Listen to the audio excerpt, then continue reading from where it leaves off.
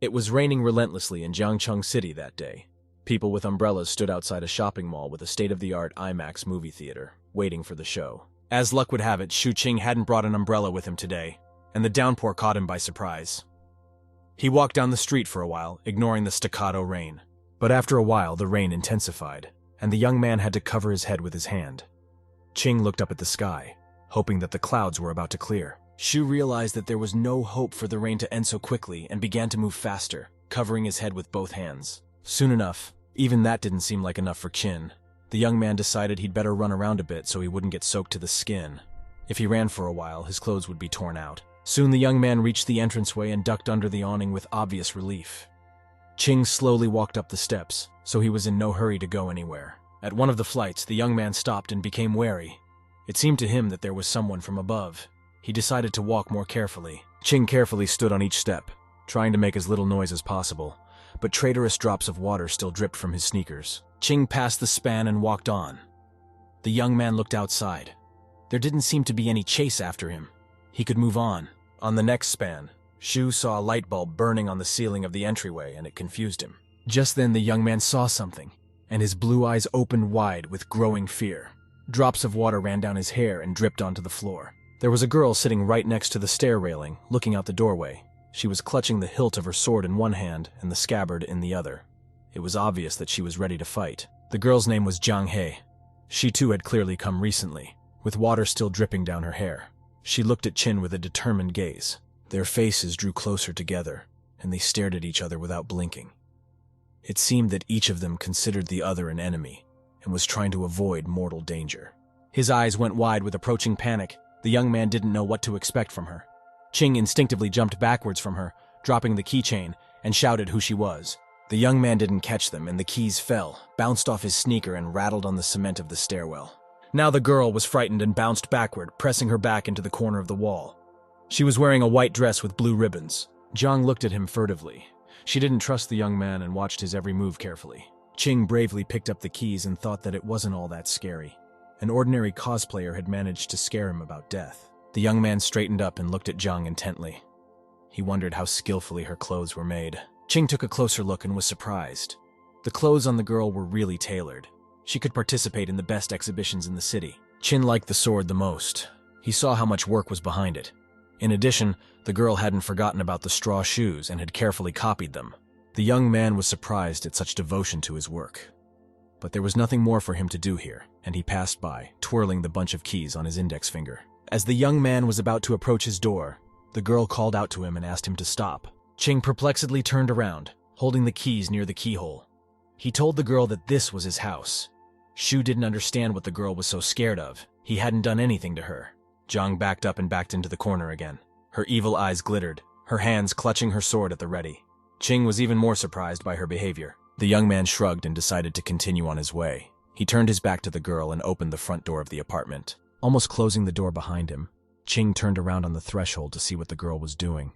He carefully peeked out through the gap between the door and the door riser. Jiang stood in the corner and looked straight at him, or at the door of his apartment. The young man couldn't tell for sure. Qing still decided to leave the stranger alone and not touch her. He slammed the door behind him and entered the apartment. Qing was relieved to take off his wet clothes, tossed them into the laundry basket, and pulled off his soaked sneakers, replacing them with comfortable slippers. The young man's head was still wet, and rainwater continued to drip onto the wooden floor of the apartment. But that didn't bother him at all. He walked leisurely to the refrigerator and took out a drink in a tin can. After closing the refrigerator door, Qing rummaged around on the refrigerator and found the right box. He called Melon over to him. The cat showed no sign of presence, so Qing called out to it again. Melon didn't respond, so he shook the bag of cat food. Hearing the familiar rustle of the package, Melon immediately peeked out from around the corner and blinked her eyes innocently. After pouring the food into the cat's bowl, Qing decided that he could have some food himself. He pulled the ring of the can and opened it. Ashu drank the contents of the jar with obvious enjoyment, savoring each sip. Now it could be said that the day was a success. Qing finished the contents and smiled to himself. Shu pulled his foot out of his slipper and scratched at his other foot. He told himself that there was nothing like a can of good beer after a bath. Melon was eating her food at the same time. The young man sat in the warm apartment and looked out the window as the rain poured down. Qing told himself that he didn't need more than that to be happy. After eating enough, Melon lay down here. Meanwhile, The rain outside the window continued to fall. It was evening, but there was no sign that the rain would ever end. The young man looked out the window at first with interest, but then he became bored. Nothing interesting was happening there. Shu rummaged through his closet, and after a short search, he found the item he needed. It was an umbrella, an essential item of clothing for this kind of weather. Holding the umbrella in his hands, the young man went to the door and listened. He wondered what the belligerent stranger was doing now. Ching looked through the door peephole and was a little surprised. There was no one outside the door, and the girl must have already gone somewhere. He couldn't believe she'd left, and he whirled his head back and forth at the peephole, trying to catch a glimpse from another angle. Finally, Ching carefully opened the door, still not believing his eyes that the girl had left. The young man looked out the door leaf. There seemed to be no one, so Shu opened the door. Immediately, Jiang came out from behind it. She just stood there silently looking at him. Ching told the girl that it was late in the evening, and the rain was still not stopping. He hinted to the girl that she had better go home if her house was not far away. In the same case, if hers is too far away, the girl can call her relatives to come get her. The young man assured her that he would help Jiang with security and drew her attention to how wet and cold she was. Shu said she should go home. For the first time ever, Jiang said a word and asked what this place was. Shu replied that it was his home in Beiwan district. The girl was staring straight ahead. It was obvious that she was tensely thinking about something. It was as if Ching was doubting whether she was doing the right thing. At last she raised her head and dared to ask the young man who he was. He looked at the girl with obvious bewilderment. Ching didn't know what to answer her. Of course, he could introduce himself as a kind-hearted neighbor or something else. Shu said that she could just think of him as someone. The young man handed Jiang an umbrella and asked if the girl needed it. Ching said he would take the umbrella if the girl didn't need it. Jiang stood there without saying a word. She was immersed in herself again and thinking about something of her own. The girl's thoughts were far away from here. She finally opened her mouth and told the young man that she used to be a member of the Yan gang. But then something happened to her, and Jiang doesn't know how she ended up here. Ching looked at her closely and thought that the girl might be sick. Immediately, the thought that Jiang was one of those girls who couldn't resist cosplaying crossed his mind. Shu realized that bickering with the girl and finding out her origins would take him a very long time. So he suggested that he just forget it. Ching opened the door to the apartment and said it would be easier for him to call the security guard. The law enforcement guard would come, and that way they would know what happened faster. Jiang was still standing on the landing, and the young man offered to come inside her apartment since it was quite chilly outside. Chin had a small but cozy apartment. He took out his phone and started calling the security guard.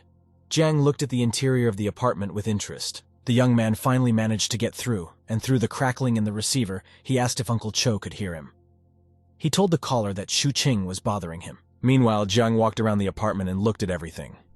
A huge TV screen caught her attention. The TV screen was showing another commercial. Smiling and decently dressed young men in suits and ties flashed on the screen. One of them said he was looking for a job and didn't know where to go. Qing watched the girl anxiously. As it turned out, his fear was not in vain. Jiang lightning fast pulled out her sword and stabbed the TV through. It glistened resentfully. The girl just had a maddened look on her face, as if she was 100% sure she was fighting a hardened enemy. The guard called out to Qin and said he heard some noise in his apartment. Cho asked him what was going on. Shu turned his head toward the girl. She stood staring at him with her sword drawn. Jiang's eyes burned with a sinister hellfire. He realized it was best not to mess with her.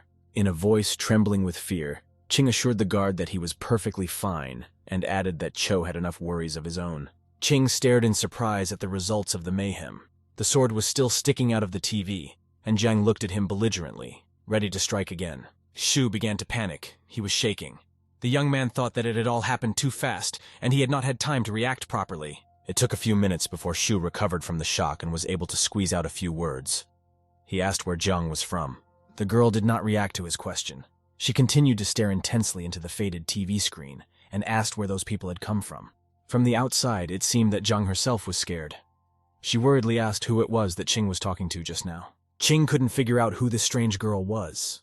It didn't look like a girl from the Wu Chao acrobat troupe. They have different clothes. She pierced someone else's TV as easily as if it was her own. Qing held his hands up to calm the girl down and offered to put her weapon down for starters. Shu assured her that he was a good man, like the umbrella he had offered recently. The girl thawed and began to pull the sword out of the TV screen with a groan. It continued to spark, small shards falling to the floor. Finally, Jiang drew the sword fully and swung the blade quickly. It cut through the air with such a whoosh that the young man now had no doubts about its authenticity. Ching started to panic a bit and asked the girl what her name was and where she was from. He was still holding the phone in his hands, with a towel around his neck. Holding the scabbard, Jung put the sword into it with a typical clang. The girl revealed that her name was Jiang He. She is a disciple of the Salt Group. The young man replied that Jiang He was a beautiful name and he liked it. Ching asked what the Salt Grouping was and where it was located. The girl was very surprised that the young man had never heard of her, for it was one of the largest factions in the city. Ching again couldn't say a word and tried to tell Jiang that he could help her in her search. But she looked at him with suspicion, and the young man shifted his gaze to the girl's straw shoes. Ching let go a little, and he told Jiang that he could help her. Shu told the girl that he was willing to answer any questions she had. The girl pictured her homeland drenched in greenery and whispered that she just wanted to go home to the Salt Gang. Ching readily replied that they were now in the Yangkai district of Yangjiang City. Shu asked if this information said anything to the girl. Jiang was silent, and Ching said in his heart that she couldn't be a girl from the past, and decided to ask who was the emperor. This caused her to be surprised. She asked in amazement if the young man was referring to His Highness. Jiang's eyes opened wide in surprise. The young man realized that the question had been misunderstood, and after some hesitation, he asked the girl what His Highness's name was. Without waiting for an answer, Ching angrily answered his own question that was exactly what his name was, His Highness, and proceeded to ask what year it was. The girl actually looked surprised and said that he should know it himself. This is the 16th year of Kaiwan. Shu realized in a panic that she didn't look like she was joking. He asked for some time and immediately went on the internet to get the necessary information. Ching frantically opened the search box, typed in the information he wanted, and began to flip through the pages in search of the information he needed. Checking the search results, Shu was covered in sweat. This was simply unbelievable and seemed fantastic. The young man asked Jiang about Tang Xuanzhong. He had convinced himself that that was what he was called after his death. Jiang watched his manipulations incredulously. The young man asked the girl about Li Lunji. The girl didn't respond, and the young man concluded that it must be Li Bai, aka Li Tai Bai. He asked Jiang if she knew Qinliang Zushi. This time, Ching hit the mark. The girl immediately asked him excitedly if he knew Zushi and where that person was now. Ching hesitated for a moment. Someone's voice came from outside the door and said that they had delivered the food they had ordered. Jiang indignantly asked who it was and what that sound was. Without waiting for an answer, she rushed towards the door. The young man managed to get ahead of the girl. Ching said that it was just a nice person bringing food. He asked Jiang to calm down and step back a little so she wouldn't be seen. The girl hid her sword in its scabbard and asked if the man was a servant to him.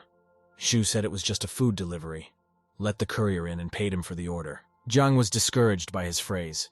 She couldn't understand what takeout meant. In addition, she twisted the phrase a bit and said, Naya takeout. Ching showed Jiang a fragrant-smelling bag of fresh food and asked if she was hungry. Shu invited the girl to join him in his meal. Jiang said she shouldn't do that. Nevertheless, she was very grateful to him for offering to eat together. Ching carried the package to the table. Jiang was still standing at the door. She asked the young man why they had all cut their hair and assumed it was a place for exiled people to be exiled. Shu had already placed the delivered food on the table. The question clearly stumped him, and Ching asked what the girl meant by everyone. Jiang was surprised and told him that she had looked around a bit when she arrived here an hour ago. Ching turned the time back an hour. He remembered that Jiang still had a habit of waving her sword left and right. Shu asked if she had seen anyone on her way here. Jiang replied that she had entered his house unnoticed. Ching put the hamburger to his mouth again and said that it was very good. He was happy with this answer. Less trouble to deal with. Just as he was about to sink his teeth into his food, Jiang leaned over to him and reminded him that the young man still hadn't answered the question posed. Ching thought for a long time on how to explain it better to the girl, and finally told her that they just had such a local tradition. The young man handed her the shawarma, offered her a taste, and assured her that she had never eaten such a dish before. The pita was wrapped with a lot of greens, and something similar in appearance to carrots. In any case, it was the first time Jiang had seen such food in her life. She looked suspiciously at the offered food and sniffed. Apparently the result did not justify her trust, and the girl refused. Jiang stood at the young man's back and actively twirled her head in different directions, showing that the food wasn't good for her. Ching shrugged his shoulders and said that he would get more. Shu took out a closed glass with a drink and a straw inside. He suggested that the girl at least drink some water in that case. Ching assured the girl that the drink was sweet and tasty. Jiang immediately grabbed her sword and shouted that he despised her and had been acting like this since the beginning. After all, the young man had offered her food and didn't even explain what it was. Ching exclaimed that he didn't despise her at all, and explained that he was holding a hamburger in his hand. While staring at the girl, Shu accidentally touched a can of open Coke on the table. The jar fell off the table and rolled across the mat. The spilled dark-colored liquid immediately began to hiss aggressively. The girl looked at the young man questioningly and took the hilt of her sword meaningfully. Ching turned pale and tried to explain. He smiled and said that this drink was not poisoned at all. In fact, it was carbonated water, as it should be. Jiang immediately drew her sword over him, and the young man wailed in panic that she had gotten it all wrong, and in general let her put the sword back down. The girl continued to stand over him with a naked sword, and there was no sign of friendliness on her face. Ching looked at Jiang dejectedly. He pulled another can of Coke from the table, opened it and showed it to the girl, making sure she didn't question anything. Shu leisurely opened the jar and drank it in a gulp. Jiang watched him suspiciously, holding the hilt of her sword just in case. The young man finished the contents and looked at the girl. He had already realized that he could not make any sudden and suspicious movements in front of her. Ching showed the girl the empty can and explained that it contained the exact same drink that had been spilled under the table. All of this was clearly beyond Jiang's comprehension, and she began to impatiently shake her head in protest and disbelief at the young man. Shu asked her not to reach for her sword again without needing it. He was a good man himself, or he would have left her alone on the street. Ching turned his attention to his frightened cat Pumpkin and declared that Jiang had scared him. The big red cat looked at them reluctantly. Ching sat on the sofa and concluded that there were only 3 possible outcomes when dealing with such a cruel girl. The first option was to lure her outside and leave her to die of hunger and cold. In that case, she would be arrested or shot in a couple of days. The second option was to contact the police and let them decide what to do with this rare specimen. But the police would obviously not believe him. And if anything goes wrong, Jiang will definitely be asked if she knows Qin and offered to take her home. And in this case, bloodshed could not be avoided. The girl would shred all the strangers and people she was suspicious of into cabbages. Ching covered his eyes with his hands. After thinking for a bit, Shu opened one eye. The third option was normal surveillance, but that too had its downsides. He had an ancient sword girl with her own worldview in his house, and she was not to be released anywhere. Ching thought that she was always pulling out her sword for no reason at all. She's also from the past, so she can wield Qinggong, a vertical leap. The young man was only firmly convinced that the police would take Jiang away if he let the girl go, or someone else might do it. Either way, Shu would regret it later. Suddenly, an interesting thought occurred to him, and he smiled. He was excited to think that he could recreate scenes from fantasy books at home. Jiang continued to stand beside the young man at a safe distance, and Ching held out the shawarma to her and asked her to taste the dish. He himself was drinking Coke through a straw from a cup. Jiang asked suspiciously what he was holding in his hand. Ching explained that it was food and offered to take the first bite to prove that there was no poison in it. Jiang happily agreed, as she was actually very hungry. Ching took a bite of some shawarma and chewed, while Jiang eyed him warily and thought she might try it.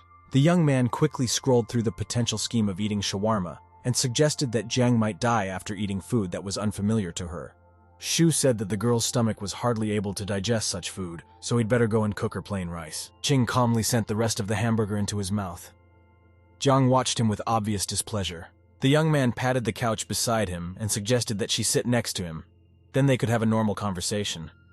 Squinting suspiciously at the young man, Jiang began to sit down on the couch. Shu was sitting on the other side of the couch, putting his leg over his foot and smirking. Jiang couldn't get used to the different surroundings and watched him suspiciously. Jiang also had a lot to think about. She didn't know anything about this time. However, the girl did know what an umbrella was. She remembered that the young man wanted to hand her the umbrella, and her eyes didn't look angry. Jiang thought about the fact that the young man's room itself was also very strange. Strangely dressed people could come out of the walls. He has a big, lazy cat that Ching nurtures and cherishes. In addition, Shu eats very strange and suspicious food, so she has to be very careful herself. Turning to the young man, the girl said that she wanted John Chen City. She realized that it was hard to explain, so she asked Qin if he knew Li Bai. Shu faltered and said he could explain, but asked to put the sword away first. He thought the girl would get it again once she knew the truth about herself and her time. Jiang held the sword in front of her on her outstretched arms. She wasn't going to let the weapon out of her hands under any circumstances. Jiang informed the young man that she wanted to get home, wherever she was now. The only thing she relented on was shifting her hand from the sword to the scabbard, but she still held it tenaciously. Shu looked at her sadly and thought about it. He had delayed this moment as long as he could, but now he would have to tell Jiang the truth. Ching sadly said that the girl will not be able to return home, most likely. After all, She's too far away from her ancestral home. Jiang's eyes widened with fright. She began to imagine distant countries and provinces that were difficult to get home from. Jiang excitedly asked the young man how far away her ancestral home was according to the preliminary data. Shu sat with his head bowed. After the question, he straightened up and sat in silence for a while, then said that her house was about 1,200 years away. Jiang completely misunderstood the answer and asked what Qing meant. Of course, she started to guess, but she didn't want to believe her observations. Shu said that it had been 1,200 years since her time. He listed the great people of that time. These were all people who had lived a long time ago, and they died 1,000 years ago. She immediately jumped up from the couch and started spewing curses at the young man. He calmly continued to sit on the couch as if nothing had happened. Shu said that Jiang would soon see for herself that he was right. The whole environment was unfamiliar to her, so she could consider herself in a new world. Qing quoted Li Bai's poem about the white jade capital in the sky, 12 stories and 5 cities. Jiang was indignant that he hadn't written anything like that. Qing said that Jiang is not a shallow girl after all, and she has her own judgments about what is going on. He added that the world outside was completely different from what she was used to. The young man said that everyone she knew had made history. Jiang shouted out that it was all a lie. She turned her head in his direction. Her lips were tightly pressed together, expressing intense aggression. Jiang drew her sword and pointed the tip of it at the young man. There was no longer any doubt about her unfavorability. The girl looked very hostile. Shu, as if he didn't see the sword, and calmly said that this world has its own rules to follow. For example, you can't swing a sword in the middle of the street. Without lowering her sword, Jiang assumed the young man was trying to help her get used to the new rules in a world hostile to her. A red kitten was sitting on the windowsill. The young man pointed to his pet and explained that he found this pumpkin abandoned by someone on the street and just took him into his home. Jiang asked in surprise what he was calling a pumpkin here. Shu took the cat in his arms and explained to her that that was what he called the ginger fatty. The girl calmed down a bit and put the sword back into its scabbard. But her fear of the new and unexplored world didn't go anywhere, and the girl wondered if Qing was mocking her. Jiang continued to be suspicious of the young man, but her level of distrust gradually decreased, and she removed her right hand from her sword and simply held a clenched fist. She saw that the young man didn't seem angry at first glance, regardless of whether Shu told the truth or mixed lies with reality. Jiang remembered her meeting him in the entryway, and how he was just a guy who was coming home and happened to bump into her. The girl did not forget his kindness. When it was already dark and the rain was still pouring down, Shu offered her an umbrella out of kindness. Jiang asked why Shu was helping her. The young man said that he was just very curious, because it wasn't every day that you meet someone after 1,000 years. The girl looked at him carefully and noted that he had the appearance of a man that only a gang boss could kill. The young man's imagination played out, and he immediately saw himself lying face down on the ground in a pool of blood. He did not like this end of his life. Shu frowned at the girl. Qing shouted at her that she couldn't just kill people. The current universe proclaims absolute peace. He desperately showed her the 2 fingers denoting peace. The young man wailed that he didn't know exactly how the girl found herself in his homeworld, and if she could find out the reason, perhaps she would return home. In any case, she needs to learn the rules of behavior in this universe. First of all, she is not allowed to hurt people under any circumstances. Qing pointed to the broken TV and said that she couldn't afford to break other people's property like that. The young man assured her that he wanted to help her in any way he could and offered to go outside. Shu warned her not to attack people on the street, as the guards were everywhere. Jiang stood at the window and pondered over his words. She couldn't admit that he was right, especially since Shu is the only guide in this world. The girl thought about the fact that she had absolutely nothing to wear. Her clothes were too different from the clothes she was used to wearing here. Jiang replied to the young man that she can't even go out of here. Especially even if she did get out, she wouldn't know where to go. Shu looked at the girl in surprise. The young man motioned for her to lower her sword. He would order food now and the delivery service would bring it. Shu added that he was taking a huge risk by leaving Jean at his place. After all, the danger for him was not only that someone would notice the belligerent girl, but that she could cut him in half at any moment. Jiang looked at him angrily and thought that things could be very different in this world, and Shu should know what he was doing. As much as she didn't want to do it, Jiang had to obey the young man in order to survive. So she simply threw the sword and scabbard on the floor, frowning. Qing asked what the girl usually ate. He said that their cuisine would be foreign to Jiang, but they could try to look for something similar, like a full moon omelet. However, the young man quickly abandoned this idea and said that he would rather order rice and buns for the girl. He thought that it was more acceptable food for the girl's body. Shu said she could take a shower while the food was being brought in. The young man asked if Jiang knew how to use the bathroom and dry clothes. All these words were unfamiliar to her. The girl opened her eyes wide in surprise and asked what a bathtub was and where it was. Ching smirked and opened the door to the small combined bathroom. Jiang squealed in fear. She had never seen such strange fixtures like a wash basin and toilet bowl anywhere before. Shu explained that this world was just full of amazing things, and she shouldn't be scared. At first, Jiang would constantly feel like someone was trying to hurt her. The young man turned to the girl and assured her that he was someone she could definitely trust. He wasn't going to harm Jiang. She looked at him thoughtfully. Meanwhile, Shu explained to her the principle of using cold and hot water and showed it to her. The girl looked at the miracle of technology with amazement. Ching stepped aside and suggested that she try it herself. Jiang hesitantly reached out her hand to the faucet, while the young man prepared to capture the historical chronicles on his phone. Shu pulled a bottle of shampoo from the shelf and explained that it was a hair wash. The young man also explained how to use the toilet and showed how to flush the water. Ching told the most basic things and left the girl alone with the new world of technology, and he sat down on the couch and waited for his new acquaintance. After sitting on the couch for a bit, he remembered that Jiang would need new clothes and went over to the clothes closet to pick out something suitable. Ching opened the closet door and after a brief look, he extracted a white t-shirt with a picture of a girl in a red bikini. He thought it was not a bad choice. The young man didn't stop there and picked out a couple more and then went to the bathroom door. He knocked on the door. To his surprise, the door opened. Jiang turned her head. She was still in her clothes and was learning how to use the faucet over the wash basin. The girl stood near the mirror and looked at Jiang questioningly. He realized that he had forgotten that Jiang didn't know how to close the door. Ching was holding a red t-shirt for a girl. He informed Jiang that he didn't have any girl's clothes right now, but he would go out and buy some tomorrow. Shu motioned for the girl to leave the bathroom and follow him. The young man will show her how to lock the door behind him. Jiang was surprised. After receiving some simple instruction on how to use the door lock, Jiang mastered the procedure and carefully closed the bathroom door behind her. Shu was very pleased that he hadn't caught the girl off guard by barging into the bathroom. Otherwise, it might have caused a nosebleed. The young man sat on the couch, comfortably spreading his legs and arms, and just closed his eyes, enjoying life. The wall behind the couch was hung with all sorts of pictures. Meanwhile, Jiang had soaped herself up and was happily lounging in the shower. Catching some foam in her palm, the girl studied it for a long time and decided to lick it. It tasted very disgusting. It was already dark in the apartment, and Shu turned on the desk lamp.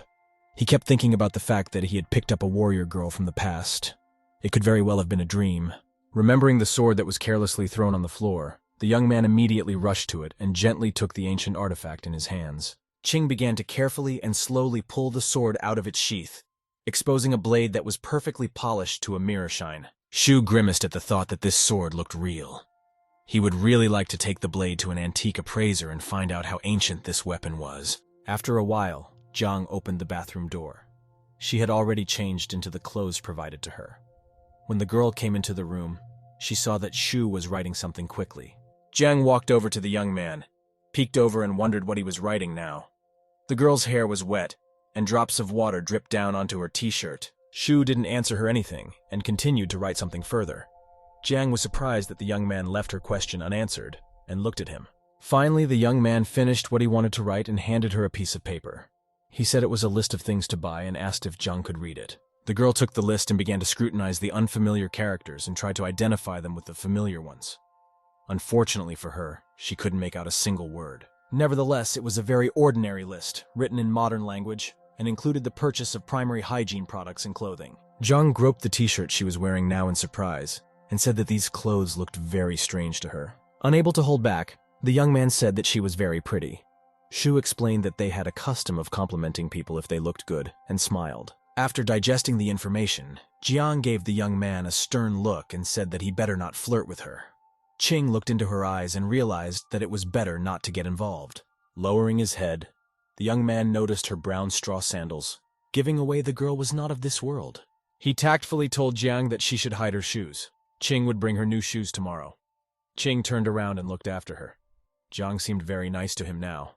At that moment, there was a knock on the door and an announcement that the delivery had arrived. The girl was frightened and instantly jumped away. Ching smiled and said that she shouldn't be so worried. It was just a food delivery. Jiang stood in the corner and warily looked at the door. Shu thought that she was very curious and cautious, and resembled stray cats in that way. Jiang reacts just as aggressively to the appearance of kindness. The young man began to arrange the delivered food from the bag on the table. Seeing that Jiang was watching his actions with interest, Shu wished the girl a pleasant appetite, As she sat down at the table and started eating, Jiang suddenly said that she'd been thinking about the deputy's words for a very long time. The girl had a focused look in her eyes. She spoke of her knowledge. Jiang had been taught that a person was a fraud most of the time if they were trying to do something good. After saying that, the girl smiled and her cheeks flushed. Her face clearly showed her feelings for her master. Jiang said she feels that Qing is good, and what he does comes from the heart and has nothing to do with deception and fraud. The rain outside the window continued to drum on the glass. Jiang enjoyed her meal while the young man sat half-turned toward her and admired his guest. Soon the girl had dispensed with all the food provided, left the wooden spoon in her plate, and just sat at the table without saying a word. Seeing that Jiang had finished her meal, Qing asked the girl if she had eaten enough, and finally offered to have a little talk. He clarified that Jiang had lived 1,200 years ago. A tear trickled down her cheek. She didn't want to believe that her whole past life had disappeared without a trace, and she would never see her friends or acquaintances again. Shu knew what Jiang was thinking, and warned that their entire future conversation would be based on just that, whether the girl accepted the truth or not. Qing said that the girl is perfectly safe in his house, and even if she killed him with her sword, she could hide here for a week as long as there was enough food. The young man drew her attention to the broken object and explained that the device was called a television set. It makes certain sounds and shows pictures. The young man took out his cell phone from his pants pocket. Qing turned on the audio application on his phone, and music immediately flowed out. He clarified a bit and said he meant it was perfectly safe. Shu offered to ask him questions if the girl didn't understand something. The girl sat fearfully on the chair, and Qing assured her that he wouldn't hurt her. Jiang looked at him and thought she wished she could believe the young man's words. The young man finished the story about his home and noted that outside his apartment things are much more complicated and certain rules of behavior must be followed. Shu reported that there, outside the window, was a world where everyone lived amicably and happily. The young man said that it was safe for him there, but Jiang would be in danger everywhere she went. The girl immediately jumped up from her seat and exclaimed indignantly at the danger she could be in. She saw herself as a warrior. The young man explained that Jiang came from nowhere and could harm others. For example, if she tried to sneak somewhere with a sword, she would end up in jail. Shu walked over to the desk, opened a drawer, and retrieved a small piece of paper from there after a short search. The young man explained that it was an identification card. Everyone here has one, and each citizen is assigned a unique number from birth. Qing added that there are many police officers on the streets checking for such a card, and if someone doesn't have one, they will be summoned to the police station for thorough questioning. The young man thought that the identification card was the most important thing in this case. If someone discovered the girl, it would become a world sensation, because she was an ancient warrior. Jiang began to realize what her new acquaintance was implying. She assumed that she looked like a refugee in the eyes of the current government. The young man said it was a little worse than that. He clarified that the girl looks more like an undocumented slave. As long as Jiang is in confinement, she is completely helpless. Qing hastily said that this was just an example. The young man looked at her that Jiang was in a very dangerous position in this world. He added that he was glad to meet a person who was born 1,200 years ago. Shu assured the girl that he wished to help her in any way he could. He wanted to help Jiang get to know the world and gradually get used to it. Jiang got flustered, bowed her head, and said she didn't know if she could trust the young man. All she needs to do is just go home. Qing told the girl that she could distrust him if she so desired. In that case, let Jiang just forget about what Shu had told her. The young man said that it would be very difficult for him to help the girl. She will instantly become an internet star once people find out her origin and there is nowhere for her to hide. The hands of the clock were approaching 9 o'clock. Shu stated that everything needed to be carefully planned. And if the girl didn't trust him, he wouldn't be able to help her. Jiang continued to sit dejectedly on the chair and pondered the situation she had gotten herself into. The young man stood right in front of her and waited for an answer. The girl thought for a moment longer and finally asked what she should do in such a case. Her eyes widened again with growing panic. The young man took her sword in his hands and asked her not to bear it from now on. He explained that in this world such actions were very frightening to people. Qing asked if the girl had any more questions. He said he would explain everything to her. Jiang turned away toward the bathroom door and thought for a moment. After a moment's thought, she turned to the boy. It was obvious that the girl had questions, but she didn't dare to voice them aloud. Finally, John dared and asked Qin where his wife was now. The young man was caught off guard by this question and was a little surprised and smiled. Shu thought it was in the instinct of all women to gossip. The girl was embarrassed and mumbled that she wasn't comfortable asking such questions. The young man informed the girl that he had been a lone wolf for over 20 years and was currently single. Jiang was very surprised by these words, and she immediately raised her head and looked at the young man incredulously. The girl looked into Chin's eyes for a while, checking to see if he was lying. It seemed impossible to John. The young man wondered about the possible reason for her reaction, and what her question about her spouse was even about. He scratched his cheek. Shu assumed that Jiang didn't want to be alone with him in the same room. He assured her that the girl didn't need to be with her and said he had a spare room. Without waiting for Jiang's response, he motioned for her to follow him, turned his back to the girl and walked so she had no choice. Qing walked over to one of the rooms and said that he was using this room as a storage for his belongings. The girl, meanwhile, furtively grabbed her sword just in case and watched him. The young man opened the door and warned that no one had lived there for a long time, and it might be a little dirty inside. He assured me that he would clean it up later, and everything would be fine. The entire space inside the room was littered with packed crates and chests. They were standing chaotically all over the room and even on the bed. The young man began to put away all the boxes and drawers in the closet. He thought that the food could be delivered to him, but everything else would have to be done by himself. The girl was very surprised by the interior of the room. She thought she had come to a rather strange place. The owner is already at a mature age and is not married yet. Qing handed the girl a winter mattress and said that she could take it easy. This item is clean and has been used carefully. Shu made Jiang's bed and suggested that she get some rest. He said he perfectly understood her confusion and misunderstanding of the situation. The young man looked at the stars in the window and hoped that tomorrow morning he would wake up and find that this whole story was just a dream. After instructing the girl, Qing left the room and closed the door behind him. Jiang kept her hands behind her back the entire time, clutching her sword just in case. At the door, the young man turned around and said his name was Shu Qing. He winked at the girl and wished her good night. Jiang didn't know what to think. She looked at the new furnishings of the hostile world confusedly and decided to get used to it little by little. The doors behind the young man slammed shut, and Jiang felt somewhat safe. She watched the door for a moment, but Qing didn't think to disturb her. The girl walked to the door with her sword and listened. Jiang decided she could afford to relax a little and sat down on the bed. She wasn't thinking of falling asleep, at least not right now. Night came on and the moon rose over the city. From time to time, clouds swept past and covered it. The overcast sky loomed over Qin's apartment building. The young man sat on the couch under the window. He had not slept at all today. The moon shone through the barred window and illuminated Qin's face. He turned away from the window and put his elbow under his cheek, so that he was more comfortable. He lay with his eyes closed for a while, but even this measure did not help him to doze off. And then he remembered the events of the day with boredom. Shu thought he had fallen out of reality. The young man remembered that he had been looking for a job all day and hadn't even returned home when it rained. For Qin, it was just one of the usual bad days. The young man continued to twirl and rolled over onto his back this time, scrolling through the events of the day even further. The whole thing was unbelievable. Nevertheless, he managed to find a girl who pulls out a sword one too many times and claims to have come from ancient times and was born 1,000 years ago. Shu turned onto his back, but the moon was shining disgustingly directly into the young man's eyes, so he covered his eyes with his hands and tried to distract himself. Qing turned his back to the window again and insinuated to himself that all of this would wait until tomorrow, but tonight it would be good to sleep. The moon rose higher and higher and shone disgustingly on the young man even from behind the clouds. He could not cope with it for a long time and twirled in different directions. It wasn't until the morning that Qing Yu managed to fall asleep soundly, and so even the direct sunlight didn't wake him up immediately. Zhu lazily opened one eye, looked out the window, and realized that the room was suspiciously bright for early morning. Without looking, the young man reached for the phone lying by the bedside table, fumbled for it, and pulled it toward him. Shu didn't mind lying in bed a little longer. As soon as he looked at the screen of the phone, he was stunned. It was already 10 in the morning. Shu had slept too much. Suddenly, the young man's eyes opened wide.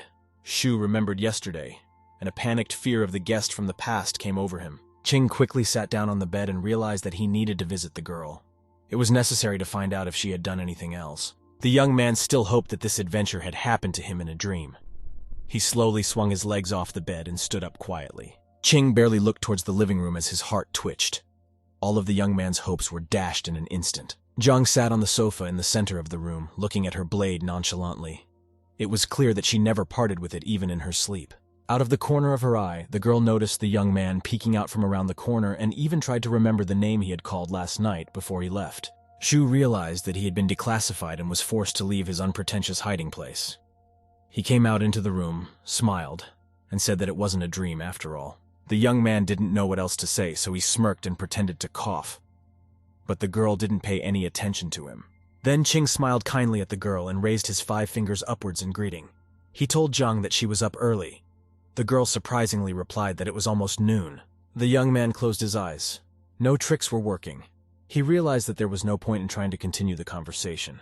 Shu smiled and exclaimed that Zhang must be sitting hungry. The girl sat on the sofa and replied that she was a little hungry. Zhang was thinking about something intensely and sat with her head tilted down. It seemed that mentally she was not in the room at all right now. The girl was doing some manipulations with her palms, clinging them to each other. Qingyu thought it was strange, and he stared at the girl's movements. Suddenly she asked the young man to wait for a while and ran out the door. Shu was left standing like a stumbling block.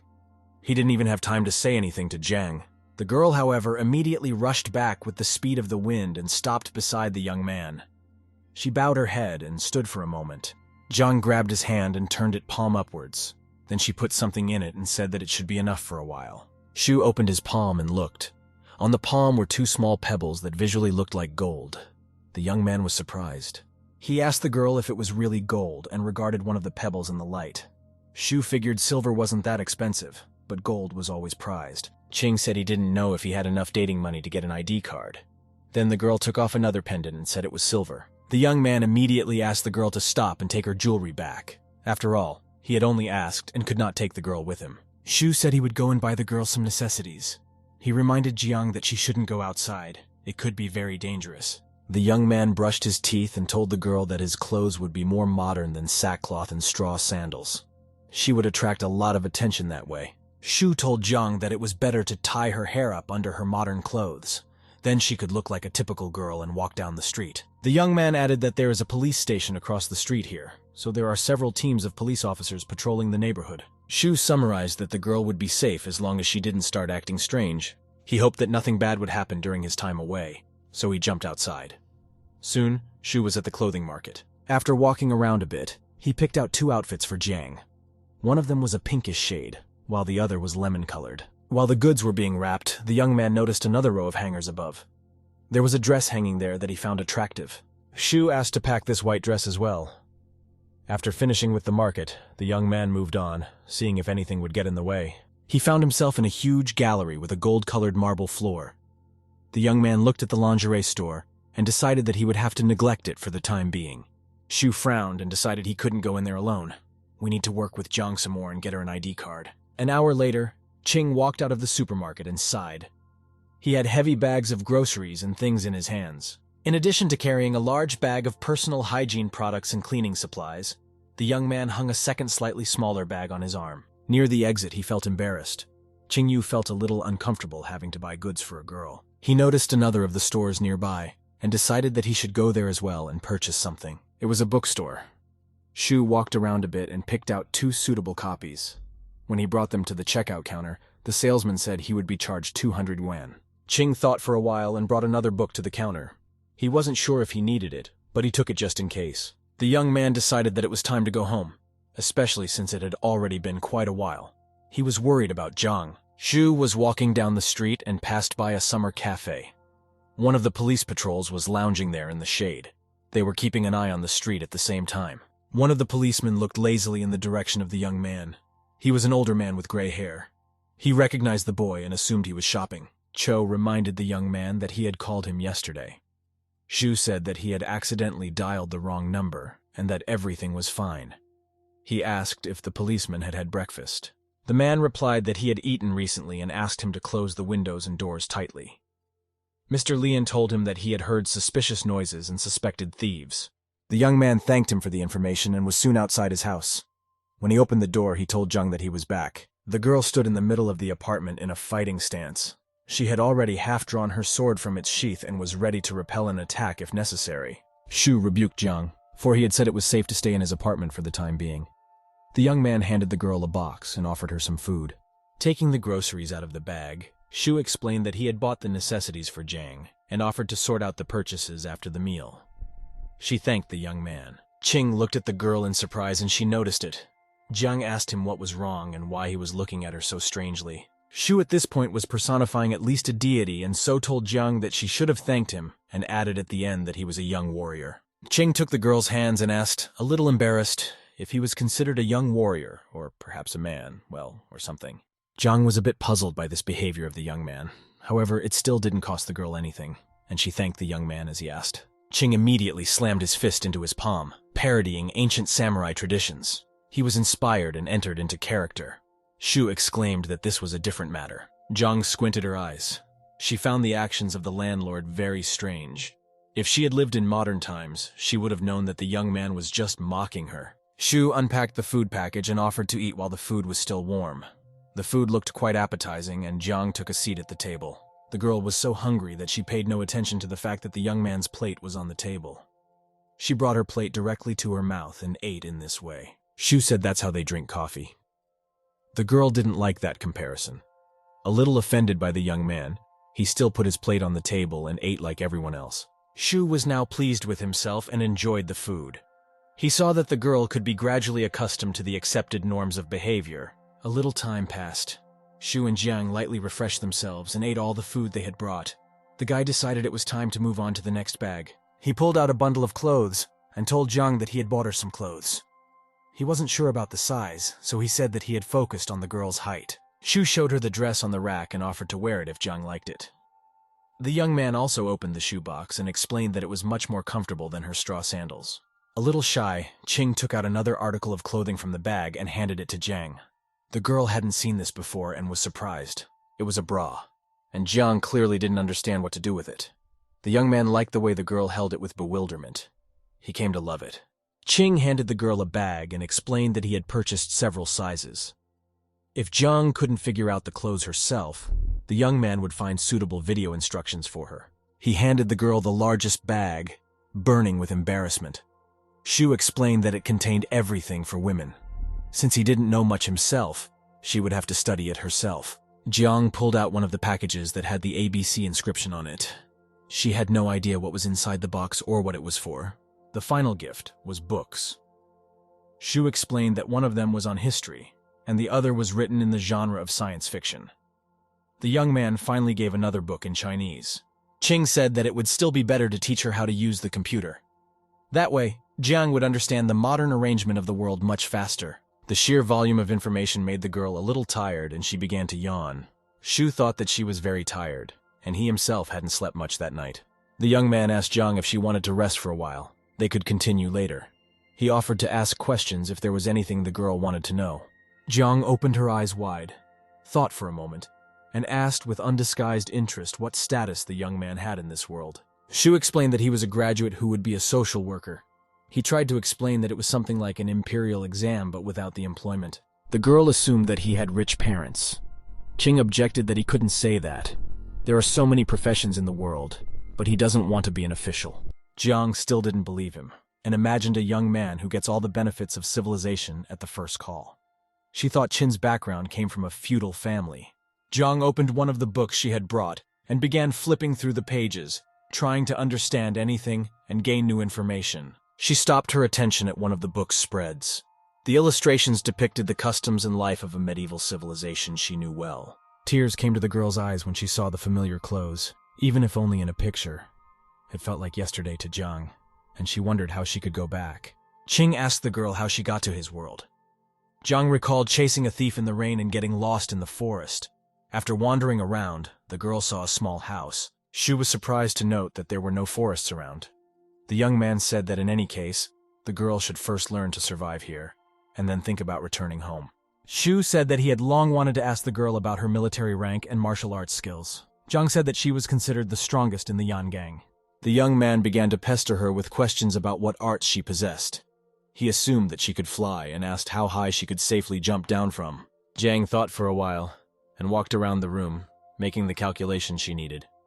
She was wearing her house slippers. Finally, the girl pointed her finger out the window and said uncertainly that she could probably jump from there without risking her life or her body. Shu was very surprised.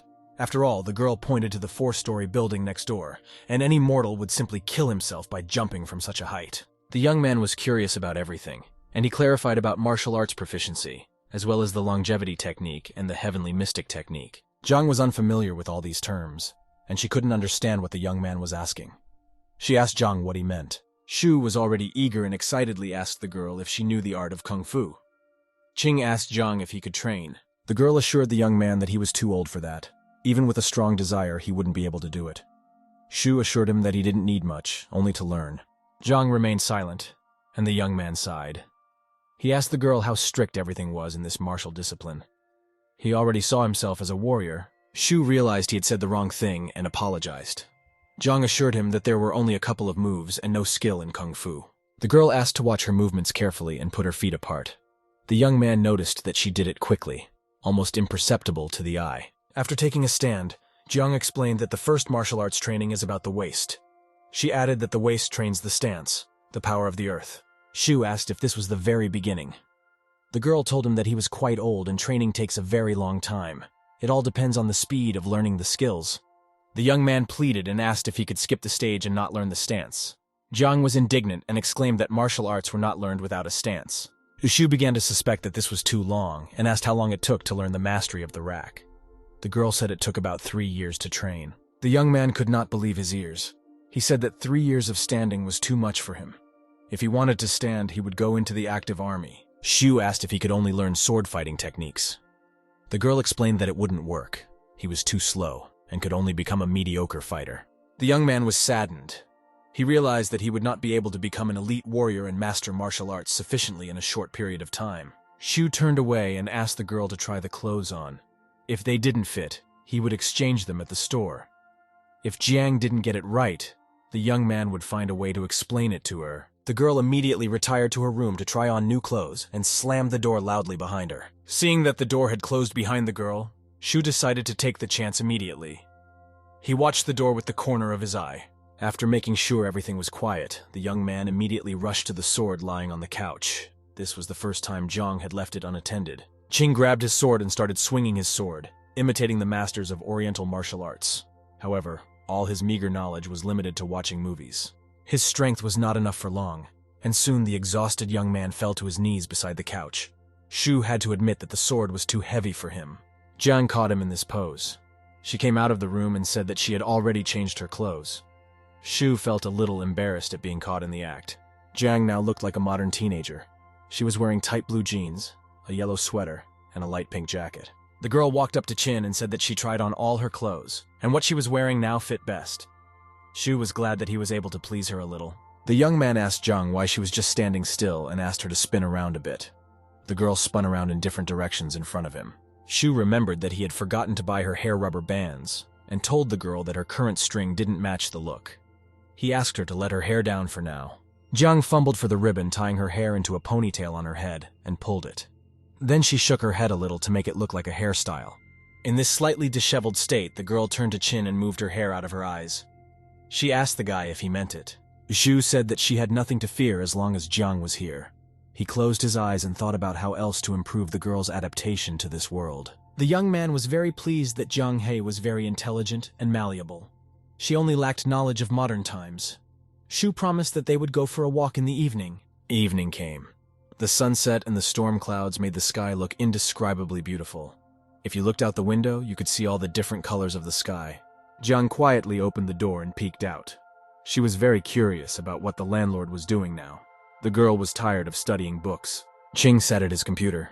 The rays of light from the setting sun illuminated the space behind him through the window. The girl opened the door and left the room. She asked the young man what he was doing now. Shu sat with his headphones around his neck and didn't immediately realize what the girl wanted him to do.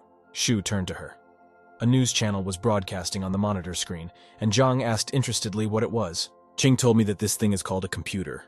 With it, you can see things that are very far away from here, and you can see what is going on. Shu inquired about her progress in reading the book, and Jiang replied that it was contentedly difficult, the girl reading it slowly. The young man assured her that she could take her time. After all, he wasn't sure he would have done better if Shu had been in the girl's shoes. Jiang opened her eyes wide. She was very pleased to hear this compliment for herself. The girl was slightly embarrassed by the praise. The girl watched Shu move the mouse on the computer mat. Everything new was very interesting and incomprehensible to her. The young man propped his head with his hand and wrote something lazily into a notepad from the computer screen. Jiang glanced over his shoulder. She asked Qin if he didn't have to work. The young man replied that he does work. In this world, you have to think in order to make money. Jiang didn't quite understand what he meant and assumed that Shu was a businessman. Qing said that wasn't quite true. Shu thought about it and said that you could say that, but she would understand more accurately when she got to know this world better. The young man explained that it would be better for her to start with the basics on history, as it would be difficult to understand recent events without it. So it was necessary to have at least a general idea. Ching minimized the news website and opened one of the video hosting sites. A video of some sort appeared on the screen, offering to watch it. Zhu turned to the girl and asked what her faction leader's martial arts skills were. Zhang exclaimed that he was very strong. Ching thought for a while about how strong her leader might be if the girl herself easily wielded a heavy sword. He hovered his mouse over the video file, expanded it to full screen, and started watching it. He was curious to see what this warrior was capable of. An image of a medieval wine with a sword in his hands immediately appeared on the screen. He was dressed in brown robes. His wrists were tightly bandaged to protect them from damage. The fighter flew from one tree to another with war cries. His movements could only be tracked by pausing the video. Jiang was very amazed. She knew perfectly every move of the man who was shown in the clip and could anticipate his next move. Ching tore her away from watching and coughed delicately, reminding her of his presence in the room. Jiang wondered how he had managed to do that. The young man was also glad that he had watched a small glimpse of the girl's former life. He was amazed that those warriors had such a powerful technique. Ching enthusiastically asked the girl how strong these warriors were. Jiang couldn't take her eyes off the monitor and quietly said that these technicians were godlike. At that moment, her thoughts were far away from here. The girl clearly pictured herself fighting the characters in the movie. She had dreamed of being a warrior like that since childhood. In the meantime, Shu turned on the next video movie to her and suggested that she watch it with him. On the screen, an aggressive man was attacking the hero of the movie. In the next shot, the hero turned his arm and struck the attacker with his palm. From the strong blow, he punched through the rock and fell down. Jiang was very amazed. She had never seen such a thing before. Ching smirked and asked how she liked the movie snippet. The young man explained that it was all fiction, edited with various devices. Jiang didn't believe it and asked him again if what was shown on the screen was true. Shu smiled and assured her that it wasn't true and tried to explain. The girl wanted to know for sure and asked if it was all real or not. Shu said that it wasn't true about martial arts, but the edited movie was quite real. The young man explained that the environment reflecting the ancient world was created first, and then the computer was used to create similar movies. Jiang didn't quite understand it. Shu closed his eyes and said that was expected. He assured the girl that it would be much easier for her to understand the cinematic arts once she was more familiar with the modern world. They watched the next segment, and the young man asked if her leader was as skilled in martial arts. Jiang replied that she was about that, and said that they had the wrong moves. Shu perplexedly asked what was wrong with their movements. The girl replied that they moved skillfully, but usually people only focused on one movement. She couldn't get the punch from the clip out of her head. Jiang thought that out of the gang, only the second miss was capable of such a thing. It was almost impossible to use such a divine hand strike. Jiang and Shu were silent for a while. The girl thought about the techniques shown in the video, and Ching thought about how strong Jiang was compared to the characters in the videos. Suddenly, an interesting thought occurred to the young man, and gambling lights appeared in his eyes. He couldn't let this opportunity pass him by. There was just the right image of what was needed on the screen. The art master made quick and discreet hand movements, and Shu asked if Jiang could repeat the technique. The young man was very fascinated by the events on the screen, and he wondered if it was possible to move his hands so fast that they blurred in his eyes with a cool sound. The girl hesitated for a moment. She wasn't sure she could accurately reproduce what they had just seen on the monitor screen. Jiang stood up from the table and mentally rehearsed her actions. She already knew exactly what she was going to do now. Shu watched her with interest. Jiang squinted her eyes and froze. In the same second, she lifted herself off the ground, bending one of her legs at the knee. At the same time, the girl quickly waved her hand, and her fingers curled up in an outburst. Shu was surprised. He squealed with joy like a small child at the sight of a new toy. Jiang was concentrating on performing the required arm and leg swings. Showing the curled fingers symbolizing the clawed paws of the beast, the girl asked Qin if this was the kind of technique he had in mind. The young man enthusiastically nodded his head. Picking up her sword from the couch, the girl walked towards her room. At the door, she stopped and told Shu to ask her when he wanted to learn these techniques. Shu fell to his knees. To him, the ordinary girl Zhang He in this world seemed at least a goddess capable of conquering half the world. The girl was heading into the room. She had an unusually sad look in her eyes. She was thinking about Qin. The young man at this time was almost dancing behind Zhang's back, excited about becoming a warrior. On the way, Zhang got a small rubber ball under her feet, and she kicked it hard. The ball bounced a few centimeters into the air and rolled away. Just then, the ball stopped after colliding with a red-headed pumpkin. He meowed happily, hoping to play with a member of the human race. But Jiang didn't care about him. She was full of her thoughts and completely immersed in herself. The girl went into the room and slammed the door. The cat didn't expect such a turn of events and meowed resentfully toward the door, secretly hoping that the girl would still come out to play with him. Jiang was now absolutely certain that there was no one in this world who didn't have ulterior motives. She rested her back against the door dejectedly. Now the girl did not believe in good-natured people who unselfishly help others. Jiang learned that the young man wanted to learn martial arts, and everything fell into place. Remembering the frames from the movies she had watched, the girl stood at the door of the room and thought about the fact that this world was too cruel and dangerous. After calming down a bit, Jiang began to look at the interior of the room as if she was seeing it for the first time, and looked up at the ceiling. She concluded that this room was quite spacious and would be perfect for practicing. The sun was already setting outside the window. She drew her sword from its sheath after a short thought, assumed a fighting stance, and began practicing with the sword in her hand. The curtains moved, as if in a strong wind. Qing was still sitting at the computer. Hearing suspicious sounds, the young man was surprised. He was sure that the girl had gone to her room to rest. Shu had been sitting at his computer late into the night. Now his display was showing the image of a flying saucer. The young man began to yawn and realized that he was also very tired. He made his way to his room and fell face down on the bed with relief, spreading his arms and legs apart. Shu lay on the bed and thought about how everything happening now seemed too unreal and fantastic. As he fell asleep and smiled to himself for the night, Qing remembered that in the next room, a girl who is a master of Oriental martial arts is sleeping. A sudden violent rumble made the young man wake up, and he started rubbing his eyes, trying to figure out what his new acquaintance was doing there.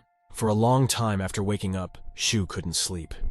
It was beginning to dawn outside the window, and he was only now able to doze off. Of course, Qing didn't sleep well today either. The young man barely forced himself to open at least one eye and pulled out his phone to see what time it was. The phone screen showed him that it was already 5 to 7. Shu was surprised that he'd slept long enough today too. He had expected to get up early. He got out of bed, opened the door and looked out. The girl was already sitting on the couch waiting for him. Shu thought it was time to take Jiang outside and start introducing her to the outside world. He suggested that she take a walk. The young man calmly waited for Jiang to get dressed and asked her not to talk unnecessarily. He would answer all her questions already at home. Like an annoying parent, Shu forbade her to run and jump outside, and then asked if it was all understandable. The young man pulled out his phone and activated the photo mode. He pointed the camera at Jiang. The girl looked at him sullenly. She didn't like this kind of walk anymore. Shu looked at the result of his efforts. His face was puzzled, and Jiang asked him what had happened. The young man asked her to smile and showed her how to do it. He did not like the girl's gloomy picture. Jiang tried to smile. She managed something similar to the grin of a beast before attacking its prey. Shu thought she looked too brutal even when she smiled, a true warrior from the Middle Ages. He said it didn't matter. She would scare everyone with her cold-bloodedness anyway. Shu asked her not to make any unnecessary movements outside. They would just walk around. The girl intended to take her sword with her and grabbed it with both hands, but the young man demanded to leave it at home. They would just walk around. Shu assured her that there were wimps like himself on the street, and in case of trouble, Jiang could easily deal with any attack. The girl didn't want to leave the house without her sword. It was her strong defense. Jiang frowned at the young man and turned away, clenching her fists. She said that she understood the young man. Shu decided at that moment to capture Jiang in a photo from a different angle and caught her in the lens. The girl frowned even more. Qin's mood lifted. He smiled and told the girl that they could go out now and asked her not to go too far away from him. Evening had come. The sun was sinking lower and lower, illuminating the windows of the nearby buildings. Even the clouds themselves had a golden hue. Shu and Jiang left the apartment and walked out of the entryway. The girl first hid behind a corner and looked out from there. She wanted to make sure she wasn't in danger. Jiang swiveled his head in all directions. The young man explained that all the space around is called a neighborhood. There are many families living in the apartment buildings. Shu continued to explain where the entrance to their house was and pointed to the road. He said that there were many stores along the road where you could buy all kinds of goods. A courier on a scooter passed by them. Shu thought that this could only happen to him. Only Qing could take a person born 1,200 years ago out for a ride. When they went around the building and walked a bit, the boy and the girl saw Cho, the guard, not far away. He was having a passionate conversation with a woman. The woman noticed them too and turned her head. Shu was surprised. From their astonished looks, the young man realized that the woman had seen Jiang before. The girl recognized her too and quickly turned her back. Shu politely said hello to the woman. She angrily said that his lady's face looked familiar. Cho smirked and assumed he was walking with his girlfriend. Jiang hid behind the young man's back. Shu replied that it wasn't like that, they were just friends. The neighbor finally remembered why the face seemed familiar. She had seen this girl in their entryway yesterday. She was standing with a sword in the corner. The guard was surprised and asked what kind of sword it was. The woman showed him the size of the sword. A saving thought occurred to the young man, and he squealed happily that it was just cosplay. He explained that it was a trend among the youth, and Cho wouldn't understand it. The woman suddenly smiled and revealed that she knew exactly what Shu was talking about. Her grandson had even taken pictures of himself dressed as a zombie. Shu delicately took the girl's hand and said that they would go on their way. He smiled at his neighbor and added that it was a good time to go home and make dinner. The man and the woman looked at the departing couple. Cho said that young people had fewer ways to have fun now than they had in their day. When the couple moved a safe distance away, Jiang snatched her hand away and lowered her head. This was too unusual for her. The girl stood against the wall frowning and folded her arms across her chest. Qing looked around and made sure that no one was watching them. The young man asked the girl if that woman had really seen Jiang in the entrance of their house yesterday. The girl didn't answer anything and just stared at him silently. The young man thought for a bit and decided that the neighbor had bumped into the girl and decided not to talk to her. She only glanced at Jiang as she passed by. Shu said that they were very lucky. If there had been a guard or someone with a good heart in the neighbor's place, things could have ended very sadly. They walked further down the sidewalk. A gray car passed by. The girl was very surprised that this creature was so fast and hard to catch up with. Shu explained that it's called a car. It has 4 wheels and a metal body. The young man said that the car moves as fast as a horse in a race. Jiang imagined a horse sticking out of the car and moving it. Such a comparison was not quite clear to her. Meanwhile, Shu showed her to one of the street cameras. He explained that it was an all-seeing eye, and all the movies she'd seen had been made with it. Qing told me that these same things are located everywhere. Someone very far away is now watching the boy and girl as they stand here. Jiang was frightened. Shu reassured her and told her that right now, no one was paying attention to them. But if she behaved suspiciously, the authorities would definitely notice it and rush here. Jiang suddenly turned around without listening to the young man and stepped aside. She knelt down beside the flower bed and began shoveling out medium-sized stones. The girl approached the young man. She had about 6 or 7 stones in the palm of her hand. Shu was surprised and asked why the girl wanted them. Qing finally realized what was going on and exclaimed what the girl was up to. He hoped secretly that the girl wasn't planning to destroy her and intercepted Jiang's hand. The girl immediately turned around and looked at the young man with incomprehension. Shu sighed tiredly and held his head with his hand. He asked the girl to put the stones back in place. The boy and the girl walked on and soon found themselves on an island surrounded by multicolored lights. The road around it was speckled with white stripes. Shu explained that this device is called a traffic light. A red signal means you have to stop, and a green signal means you can move on. Young said it is also a rule to follow so as not to endanger himself or motorists on the road. The girl looked at the flashing traffic signals with interest. At that moment, a green traffic light with a human figure on it came on. Qing pointed at it and said that the path was now safe and they could go. They walked along the zebra, and the girl looked cautiously towards the stopped iron monsters. After a while, the boy and girl reached the center of the city. A street lamp was burning right above them, and Jiang raised her head with interest, looking at it. They walked past the shopping rows, and the girl observed the clothes and habits of the modern inhabitants. It seemed to her that everyone was looking at her. The neighborhood was quite busy. New cars whizzed past them every now and then, and Jiang even saw a large bus a couple of times. Shu saw something interesting and rushed towards the street layout. The young man did not notice that his companion was getting acquainted with another kind of inhabitants of this world. It was a puppy on a leash. Qing turned to her and held out soft hairpins in the shape of snow-white balls. He asked if the girl liked these. Jiang looked at him perplexed. Shu pictured Jiang wearing a battle kimono and a sword at her side. Those decorations on her head would indeed look slightly out of place. Meanwhile, they were approaching another street stall, and the young man stopped beside it. The girl wondered what was in it, and she looked over Qin's shoulder. It was an arrangement of costume jewelry and women's wristwatches. All those rings, earrings, and bracelets glistened in different shades under the light of the street lamp. Jiang leaned closer to the display case. Along with costume jewelry, there were bows of different colors on display. They were the ones that caught the girl's attention. Jiang looked at the hair ornaments on display with the enthusiasm of a little girl. She couldn't take her eyes off them. Shu took one of the rubber bands that had azure-colored butterfly-shaped petals attached to it. He asked the girl how she liked this kind of jewelry. Jiang was sure that the rubber band should be hooked around her neck. so she tried unsuccessfully to stretch it to the right size. Shu said that's not how it's done at all. When he explained that it was a hairband, the girl put her hand into the band and stretched it slightly with the other. Then, at the boy's instruction, she tied her hair into a ponytail with the rubber band. Shu looked at the girl, evaluated the new piece of jewelry, and thought that such an elastic band for Zhang's hair fit much better than the one offered earlier. The guy and girl strolled further into the evening city and came to a small cafe. Shu decided it was time for a little snack. The young man ordered 2 servings of pancakes with an extra portion of chili. After thinking some more, Shu asked for more cucumber salad. The cafe employee assured him that everything would be at its best. The guy and girl walked past tables where couples were already sitting and chatting merrily. Shu explained that this was a place where they could find food. He told me that this is where her lunch and dinner were brought to her yesterday. He paid for the meal after the food was delivered. Shu said that the canteen was famous for large portions. It was profitable. The girl sat at the table opposite the young man and listened to him with interest. The plates around them were still empty. The order was due any minute. Jiang looked around and absorbed the new information like a sponge absorbs water. She was learning more and more about the world. The cafeteria lighting reflected whimsically in the girl's eyes. Jiang sat at a table by the window and gazed wistfully out the window. She thought about how the new world was so different from the one she was familiar with. Shu sat across from the girl and watched her. He was interested in watching the girl's reaction.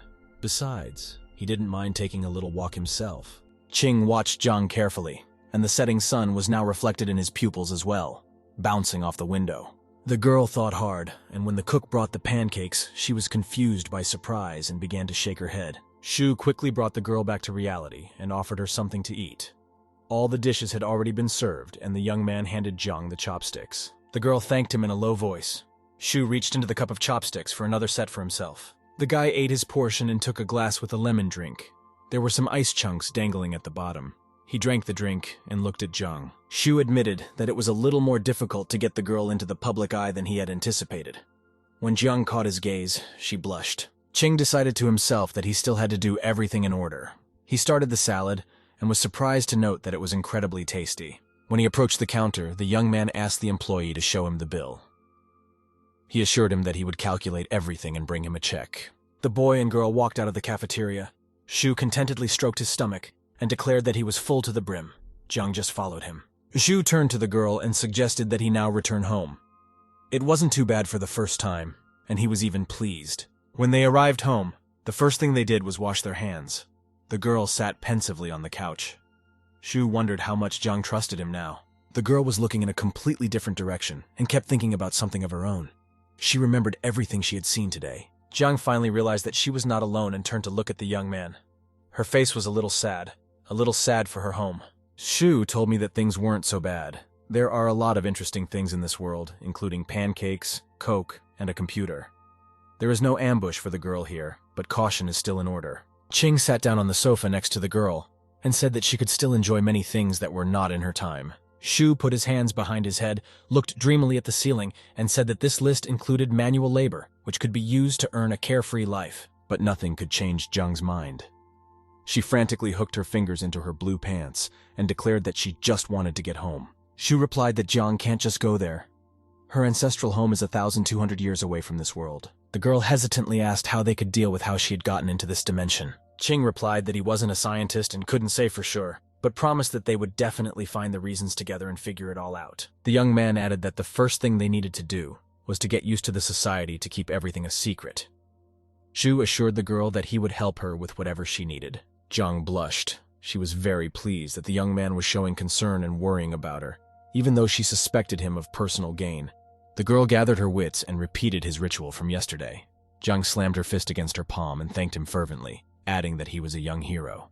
The young man blossomed before his eyes and joyfully performed the same operation with his hands in return. Melon sat quietly on his lap. Shu solemnly said that personality in that world was very important and nothing could be done without it. He wanted to recall yesterday as an example. His eyes reflected his fright. He suddenly remembered that he couldn't find yesterday's paper, and he didn't remember where he'd put it. Jiang saw everything and so easily replied that Shu just crumpled it up and threw it into the trash can that was near the couch. The young man sighed with evident relief. He was glad that the unfortunate piece of paper had been found. It had been too much work. Looking at the list, Jiang asked what would happen if they couldn't resolve the ID card issue. Shu replied that she would lose many of her civil rights. He explained that you need a card for any job. If you don't earn a living, it will be very difficult to survive. In addition, she will be homeless. She won't be able to rent an apartment or a hotel room. Even in a hostel, an ID card is required for registration. Shu said that the girl wouldn't be able to travel either. She wouldn't be allowed without tickets for a train or other mode of transportation. No one rides in carriages now. Ching added that Jiang won't be able to sue anyone either. He said that the state simply does not deal with those who are not registered. The girl understood his words in her own way and suggested that she could live without registration if she found a way to earn a living. Ching muttered that she should have entered this world at least 20 years earlier. Things would have been much easier then. Shu found a website offering help to undocumented citizens. On the one hand, it could help, but just as well, it could end in imprisonment. Jiang realized that the young man was hinting at a voluntary handover to the authorities, turned purple, and asked him about it, taking up the scabbard of his blade.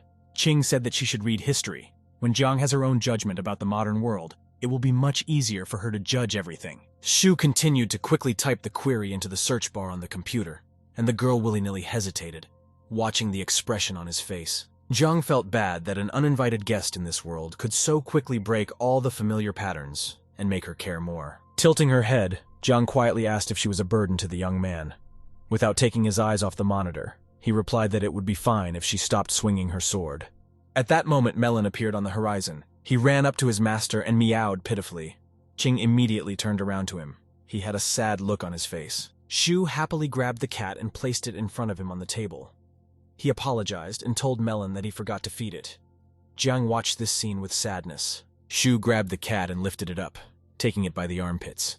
The cat was so fat that Ching was surprised that Melon was so heavy. Turning to the girl, the young man honored Jiang with his attention and said that she could study for now. The poor girl felt like even the red-haired monster was looking at her gloatingly. Slouching and bowing her head, the girl accepted the situation and agreed. Jiang was ready to cry. She was very hurt. Shu didn't even notice how much he had hurt the girl's feelings and lay on the couch with his laptop looking for something appropriate. A new notification arrived on his phone, and the young man reached for it interestedly. Perhaps it was something interesting. The phone screen displayed contact information for the person who had left a written message for the young man. It was his best friend, Chin Hao. He had recently gotten a job with the police, and Shu wondered if he had passed his probationary period. Ching decided that he would first carefully find out the information from his friend and just ask him what was up. The young man immediately remembered the angry Jiang, who was ready to rush at him with a sword, and realized that it was impossible to even hint that he would turn her in to the authorities. Shu wrote back to Hao that they just hadn't seen each other in a while, and suggested going out to eat kebabs. Ching hoped Hao should know something as an official.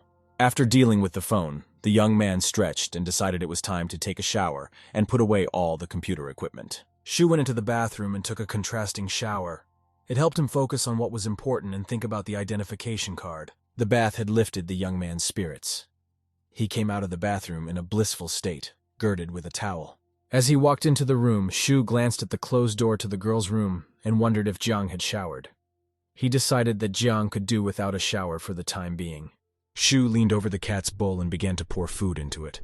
The young man caught himself thinking that he had forgotten to buy pajamas for the girl. Remembering the girl and the pajamas, Shu involuntarily started stroking his torso. He liked this slightly wild girl from the ancient world. At this moment, Jiang flew past him, almost knocking him down. He reproached himself for forgetting that there was a woman of the opposite sex in the house. Shu was glad the girl hadn't shown up earlier and caught him in the middle of nowhere. He rushed to his room by himself. Jiang looked out through the crack of the door. The doors to the young man's room were closed. There was no danger. Then the girl opened the doors further and stood behind them for a while, folding her arms across her chest. Everything was quiet in the apartment. Suddenly the door started to open, and Jiang was startled and covered the distance from the center of the living room to the bathroom in one leap. It was about 9 o'clock in the evening when the girl ducked into the bathroom and slammed the door shut tightly behind her, deciding to follow the young man's example.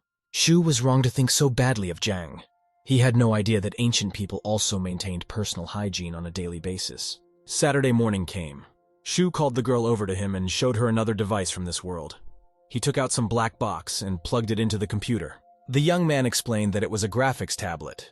It can be used to enter not only traditional Chinese characters, but also phonetic characters into the computer. Shu suggested the girl write something with the tablet and digital pen.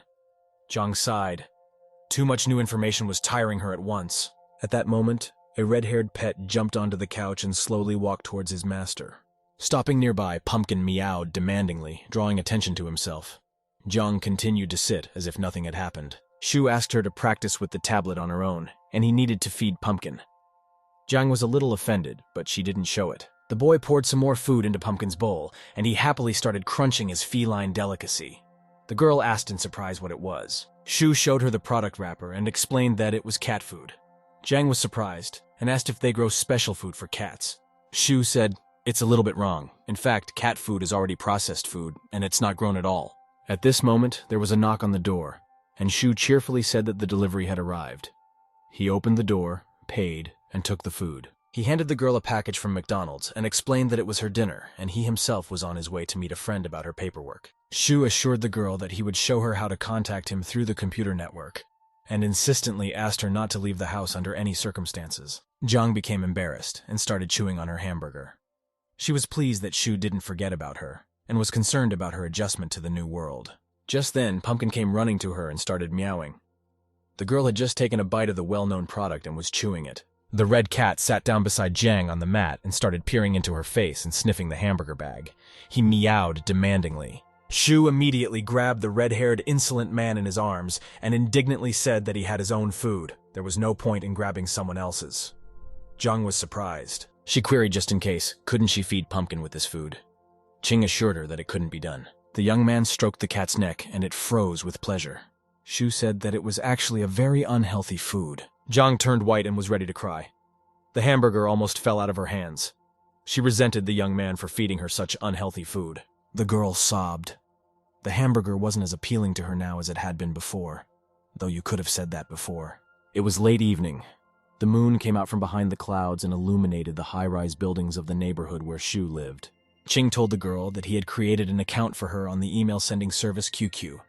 He asked her to text him with her tablet if Jiang needed help. Jiang was a little surprised, and the young man informed her that he wasn't hiding in the computer at all. It was just a technique that could transmit information over a long distance. After instructing the girl once more and making sure Jiang understood and remembered everything, the young man left the apartment. After closing the door behind him, Shu stood on the landing for a while longer, scratching the back of his head. He wanted to believe that nothing bad would happen in his absence. The young man went outside, crossed a couple of blocks, and caught a trolley bus. After a few stops, he got off at the plaza. Hao was nowhere to be seen, and he looked at his watch, puzzled, looking for someone he knew. His friend should have arrived at the meeting place by now. On the opposite side of the street, a man called out, beckoning him to come over. He waved his hand, calling the young man by name. It was Qin Hao. Hao was sitting at a summer table nursing a bottle of beer. Shu apologized for not immediately noticing him in the dark and thanked him for his good service. The officer said he had had a difficult day today and offered to sit down and have a drink for company. Hao remembered that it had been a long time since they had seen each other. Shu was surprised that police officers were allowed to drink alcoholic beverages. Hao laughed that he was off duty, so there was no reason not to. He pointed to his clothes and asked the young man to turn on his brain, for he was wearing civilian clothes. And so today, Hao could do whatever he wanted. Shu suggested something to eat and ordered 20 beef and lamb kebabs, 10 onion kebabs, and 4 pork liver kebabs. Finally, the young man noted 2 servings of grilled eggplant and a bucket of beer on the menu. Qing Yu thought that was enough, so he gave the waiter his order. The friends wished each other success and clinked their beer glasses. They hadn't seen each other for ages, so there was a lot to discuss besides Jiang's question. Shu asked Hao what he thought of his job now, and whether his expectations had been shattered by the harsh reality. The officer replied that he had imagined things very differently. He took a sip of beer and stated that he originally saw his job as valiantly fighting crooks and being a hero by saving people. Wiping his mouth with his hand, Hao exclaimed that he doesn't do anything like that. He had to deal with such unremarkable tasks every day that it was hard to describe. Hao said that he has to break up fighting couples or settle disputes between neighbors on a daily basis, the same thing all the time. He complained that he still hasn't caught a single criminal. All he does is put up with everyone around him. Before, Hao didn't know that there were so many small problems. Qing smiled and said that it wasn't that bad. After all, it meant that people in general lived peacefully and did not break laws. The young man remembered that Qin Hao had dreamed of becoming a police officer since he was a child, but he was short in stature, only 1 meter and 60 centimeters. And Shu shattered his dream after learning that the minimum height for police officers was set at 1 meter 70 centimeters. Fortunately, Hao was lucky. Soon, one of the main selection criteria was the candidate's jumping ability. Chin Hao practiced hard every day and improved his performance. Shu took another bite of kebab and thought that finally Hao's dream had come true. After overcoming all the obstacles in his way, he became a local policeman. Hao admitted that he had been watching people while waiting for his friend, hoping that some armed criminal would show up. Then the officer would jump out from behind the desk and apprehend him. Shu remembered the guest with the sword and asked him not to even dream of such a thing. After all, the crime rate had dropped significantly recently. The young man turned his head, looking at the road and the opposite side of the street. Nothing unusual was happening there, just people going about their business in the evening. Shu apologized and remembered that he wanted to check with Hao about something, but wasn't sure if the officer had the right information. Hao reluctantly broke away from the kebab and asked what the matter was. The young man turned away and looked at the kebab maker. He couldn't look his friend in the eye and said that the option he had proposed existed only in theory. Shu nevertheless asked how to get the right papers if a vagrant had lost his memory and wanted to get a job but couldn't prove his identity. Hao immediately replied that it was impossible. After all, such a person would be considered an unregistered citizen and would not be able to obtain documents. Shu explained that this was the reason why an unregistered person needed papers. Otherwise, he wouldn't have to mess around with all of this. Hao finally realized what the young man was getting at and frowned. The officer inquired about the young man's identity. He asked what Qin's friend's name was and where he was now. Shu smirked and said that he had been asked to inquire by the nephew of his uncle's neighbor's grandfather. According to that person, his friend had encountered such problems. Hao explained that until an unregistered person confirms his identity, his life will be difficult. But for a person with no family and tribe, this is simply impossible. Shu asked what would happen to a homeless person who caught their eye. Hao replied that they could just ask the right questions as long as the person seemed suspicious. Suddenly, the officer guessed that Shu was definitely hiding something and exclaimed that the young man was acting strangely. The young man thought that such suspiciousness was not characteristic of Hao. Shu replied that it's just that Hao is so engrossed in his work that everything around him seems strange. He said he's not covering for any prisoner. Hao doesn't have to worry about that. The officer calmed down a bit and explained that in that situation, they would have just asked the person a couple questions. They would get some basic information about the person. If it turned out that he had lost his memory, the police would open a case and run it through the missing persons and prisoner databases and check DNA samples. Shu wondered what they would do if there was no information there either. Hao couldn't answer the question and became very angry. He said it was time to stop asking him. Shu smiled, leisurely sipped some more beer, and assured Hao that he was just keeping the conversation going, because they had something to talk about. He said he wouldn't bother Hao anymore, because that way he might bring him into the picture too. Shu smirked and said he should try it sometime. After all, Hao's investigation might reveal that Shu is actually a missing child who was picked up on the street. Hao asked him to stop talking nonsense. The officer explained that the man would simply be released if there was nothing on him, as he had not done anything illegal. Shu asked Hao what to do about the documents then, and if they would help get new papers. The officer replied that no one would help with the documents. He got angry and told the young man that in case he had a knife in his hand and wanted to stab someone in the back with it, let it be someone else. Shu couldn't settle down and assumed that someone had stabbed someone and escaped by having plastic surgery, and then gets a new identity, claiming complete memory loss. Hao said that was impossible. If a person exists, his footprints must remain somewhere, because no person can appear out of nowhere. The officer cited the father of forensics, Edmund Locard, and quoted his golden rule that every contact leaves a trace. Shu reminded his friend that he was just a local policeman, and his job was to settle old ladies' disputes. Therefore, Hao might not dream of such crimes. The morning came. The friends spent quite a lot of time talking, and the battery of empty bottles was growing at a great speed. The kebabs were also successfully eaten. Hao could no longer sit upright and put his head on the table. He mumbled that he would definitely become a big detective, make history, and be on TV. The young man hinted that Hao had a lot more to do tomorrow, and the flushed officer asked the waiter to bring them the bill. Shu said he would pay the bill himself. They approached the counter, and the vendor informed them that it was 128 yuan. A cheerful Hao clung to the young man and tried to hug him, and Shu said he'd had enough. The man informed me that they were having a promotion today. Everyone who buys 100 yuan worth of kebabs gets them a gift for another half of that amount. Shu was interested in the offer. He immediately thought of Jiang and pictured the girl sinking her teeth into the fish kebab. Shu blushed. He couldn't think of her in peace. The young man ordered a couple of kebabs with fish tofu to go. Hao could barely stand on his feet and hiccuped constantly. Shu put him behind the wheel of the car and said goodbye.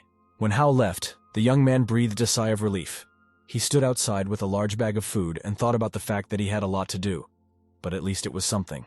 The universe is set up in such a way that countless people and events simply dissolve into the sands of time without a trace. However, it was fate's will to rearrange events in such a way that one of these grains of sand fell on Shu Qin and changed his life. Shu finally reached home and cheerfully said he was back. From the clock on the wall, the young man realized that he had been away for more than 12 hours. The light in the living room was turned on. Jiang laid down here on the sofa and dozed peacefully. Shu looked at her with surprise. The girl snored serenely. On her lap lay an open laptop. Jiang held Pumpkin with her free hand. He liked it and curled up comfortably. Shu became embarrassed and froze in the middle of the room. He was overcome with thoughts of how much Jiang meant to him. Shu blushed at the mere sight of the girl. Qing stood with a bag from the kebab shop near the couch and admired the sleeping girl. He didn't dare to wake up Jiang. She was sleeping sweetly. Shu had already started to imagine the girl as a cat. Suddenly, Jiang felt his presence and opened her eyes. She was happy to see the young man return. Shu showed Jiang the bag of kebabs and reminded her that she had had an early dinner yesterday, so he had brought her some food. The girl thanked him profusely. The young man said that a big thank you sounded very nice, but she didn't say who she was thanking. The girl didn't realize in her sleep that she was supposed to call him a young warrior. Remembering the procedure, Jiang blushed, faded and quietly thanked him again, calling him young hero Shu at the end. Joyful and pleased with himself, Qing immediately jumped up and started to guffaw that it was nothing. The girl looked at him in surprise. Sometimes she didn't understand what the young man wanted. Jiang noticed that the young man had come in tipsy and asked if he had drunk a lot of alcohol. Shu started to unwrap the bag and replied that it was only a couple of bottles. The young man took the yogurt out of the bag and showed me how to open it properly. He said to lick the lid before eating. Jiang watched the young man do it and blushed. She thought it was terribly indecent, because only animals did that. Meanwhile, Shu spread the yogurt on the lid of his package and motioned for Jiang to follow suit. The girl hesitantly licked the yogurt off the lid. The young man smiled and asked Jiang what she thought of this food. The girl was a little embarrassed and quietly replied that it was very tasty. Flushed with alcohol, Shu watched Jiang. Now that the girl was licking the yogurt lid with her tongue, she looked even more like a house cat. The young man got up from the couch and offered the girl to eat the kebabs while they were still warm. It had cost him a lot of work to bring them home. Shu walked to the door and turned to look at Jiang. There was a pumpkin nestled on the girl's lap. Qingyu liked the feeling of being welcomed home. It added a zest to life. After taking a shower, Shu felt as if he had been born again.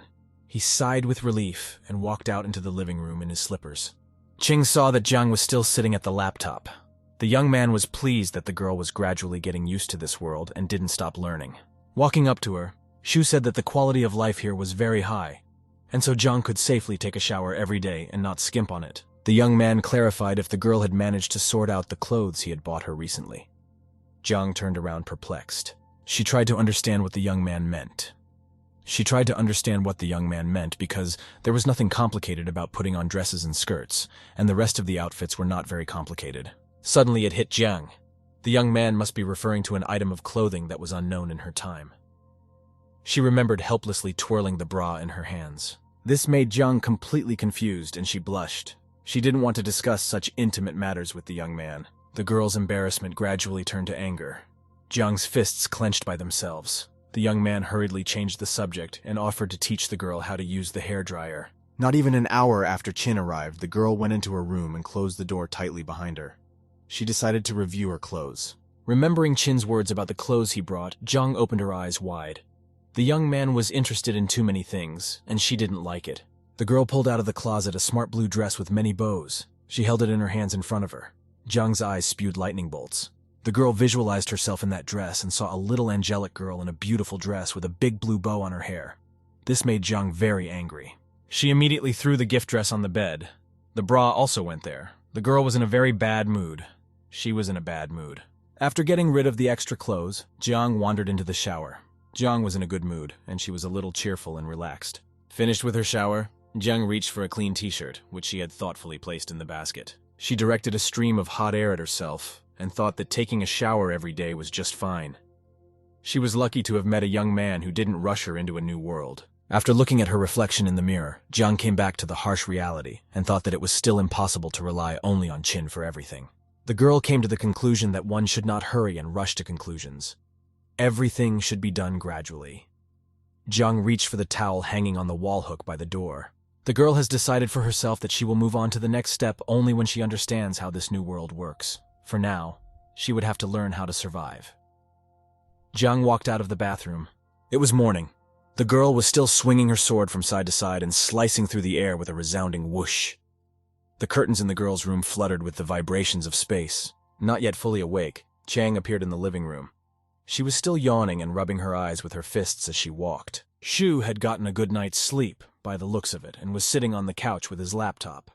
A graphics tablet lay on the folding table beside him. The young man turned to the girl and said hello. Jiang asked him if he was working on his laptop. Shu said he was just watching the news right now. The girl asked the young man if he worked for the government. Shu said that he would have dealt with the paperwork long ago if he worked for the government. He asked if the girl was hungry and offered to cook something. Shu asked if Jiang wanted to keep him company. The girl was just heading for the bathroom.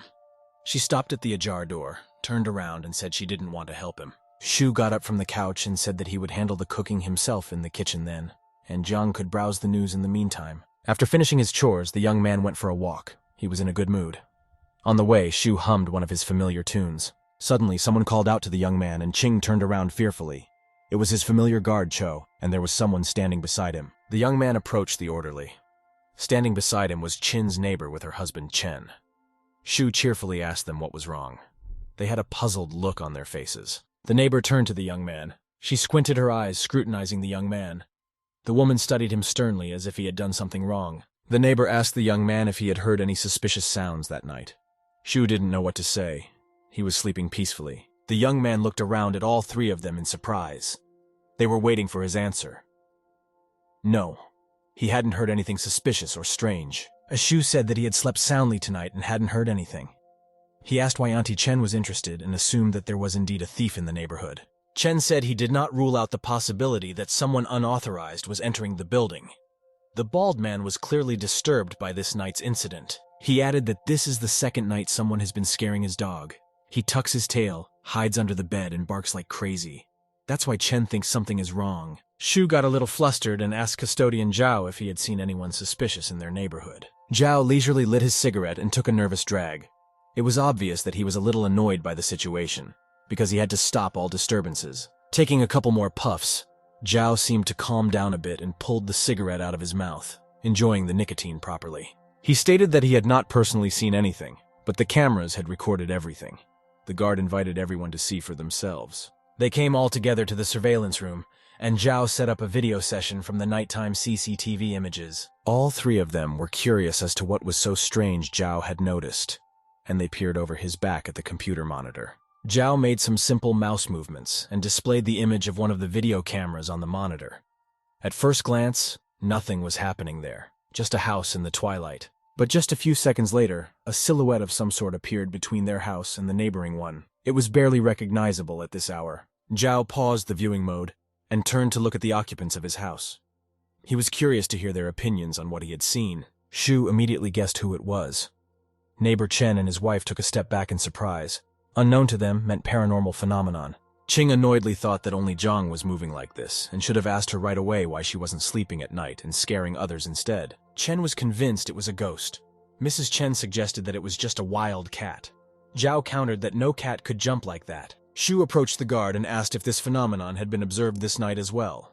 Zhao replied that he had not seen the silhouette last night. Shu smirked and offered a thought. He assumed that the ghost was just passing by. Chen exclaimed that ghosts don't just walk around. His wife seized on the idea and suggested that the ghost was just passing through on its way somewhere. Shu breathed a sigh of relief that the matter had resolved itself.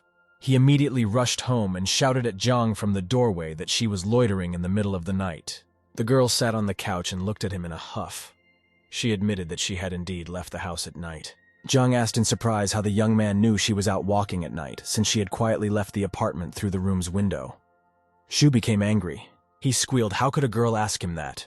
Shu told him that Zhang had been seen by the cameras. The young man realized that it would be incomprehensible that way, and said that she had been seen by the all-seeing eye. Zhang sat on the sofa. She felt depressed. Setting herself and Chin up in this world was the last thing she wanted to do. Shu sat next to the girl on the couch. He had already calmed down a bit and asked Zhang what she was wearing. The girl almost roared. With a sob, Zhang replied that she was wearing black clothes. The girl wasn't herself with worry. She felt that she was guilty. Jung said through tears that she moved like a shadow, and her face was safely covered. No one would be able to identify her. Finally, Shu breathed a sigh of relief. Since the girl's face was hidden, they were beyond suspicion. Ching thought that it was very difficult to educate an ancient person. The young man asked Jung to tell him the next time she wanted to go out for a walk. Shu will accompany her, for Jang is in a very dangerous position right now. The girl didn't want to cause trouble for anyone. Bowing her head, Jang quietly asked if she had gotten into trouble because of the night out. Shu tried to explain to her that at the current moment, the entire neighborhood of the city did not suspect her and believed that the surveillance camera captured a ghost. Jung didn't know anything about ghosts. The word was new to the girl, and she looked at the young man in surprise. She hoped he would explain it himself. Shu opened the internet on his phone and typed into the search bar a request for a movie that would show a man who had traveled to modern times and was shot by police officers. The young man decided that such a movie would definitely need to be shown to her, or else Jang would once again be shot dead on the spot by the police. Shu thought that the ancient girl would definitely be finished then. Jang herself was sitting on the sofa, nervously twiddling her thumbs, not even aware of her role in his action movie. The girl was so worried that she crumpled her t-shirt on herself and almost tore it. She quietly said that she could leave if Chin was in so much trouble because of her. The young man turned to her and peacefully said that the most important thing for Jang right now was to just memorize quickly how this world worked. The girl's eyes opened wide. Shu said he would order her something to eat and asked her what she wanted more of. He started listing the food items, which included burgers, a chicken roll, and toast. The girl realized that the danger had passed and she was no longer in danger. Now Jiang could afford to smile. She asked the young man to order something healthy and thanked him in advance. Shu replied that Jiang should order cat food if she wanted healthy food. Shu picked up a large bucket filled to the top with dirty clothes and carried it to the bathroom. Jiang immediately turned in his direction with interest. The young man began to shake the clothes into the washing machine. Jiang watched his movements from around the corner with her eyes wide open. Shu turned around and started to tell her that this machine washes clothes. He added that a girl could throw her clothes inside if she needed to wash something. Jiang asked how well the machine does laundry. The young man replied that the machine washes much better than it does by hand and poured some laundry detergent. The girl was satisfied with the answer and asked her to wait. She immediately got out of her seat and ran to her room to get her clothes. Literally a minute later, Jiang came running in with a bundle of clothes. The girl didn't want to delay the young man, but at the same time she was curious to see the new technique in action. As if embarrassed, Jiang carefully lowered all her clothes into the vertical loading washing machine. Shu smiled at the girl. He asked Jiang if she had brought everything and told her to bring whatever she needed to wash. Suddenly, he noticed something strange among her clothes and asked what it was. Shu pulled out some oblong flap of cloth from her bundle. Jiang almost burned with shame. Her face reflected her horror at having her personal belongings scrutinized like that. Jiang couldn't be here anymore. Covering her face with her hands, she ran to her room with all her might. The girl ran away so fast that Shu didn't even have time to speak to her. He tried to catch her hand, but Jiang ran faster than the wind, and Chin's hand hung in the air. The young man thought that Jiang was so ashamed of her port bands, and asked how she managed to move around the walls with her feet bandaged. Shu closed the lid and turned on the washing machine. It began to vibrate quietly. The young man had about half an hour to do something else. But that rag was still on Qingyu's mind. He was sure that something was wrong here.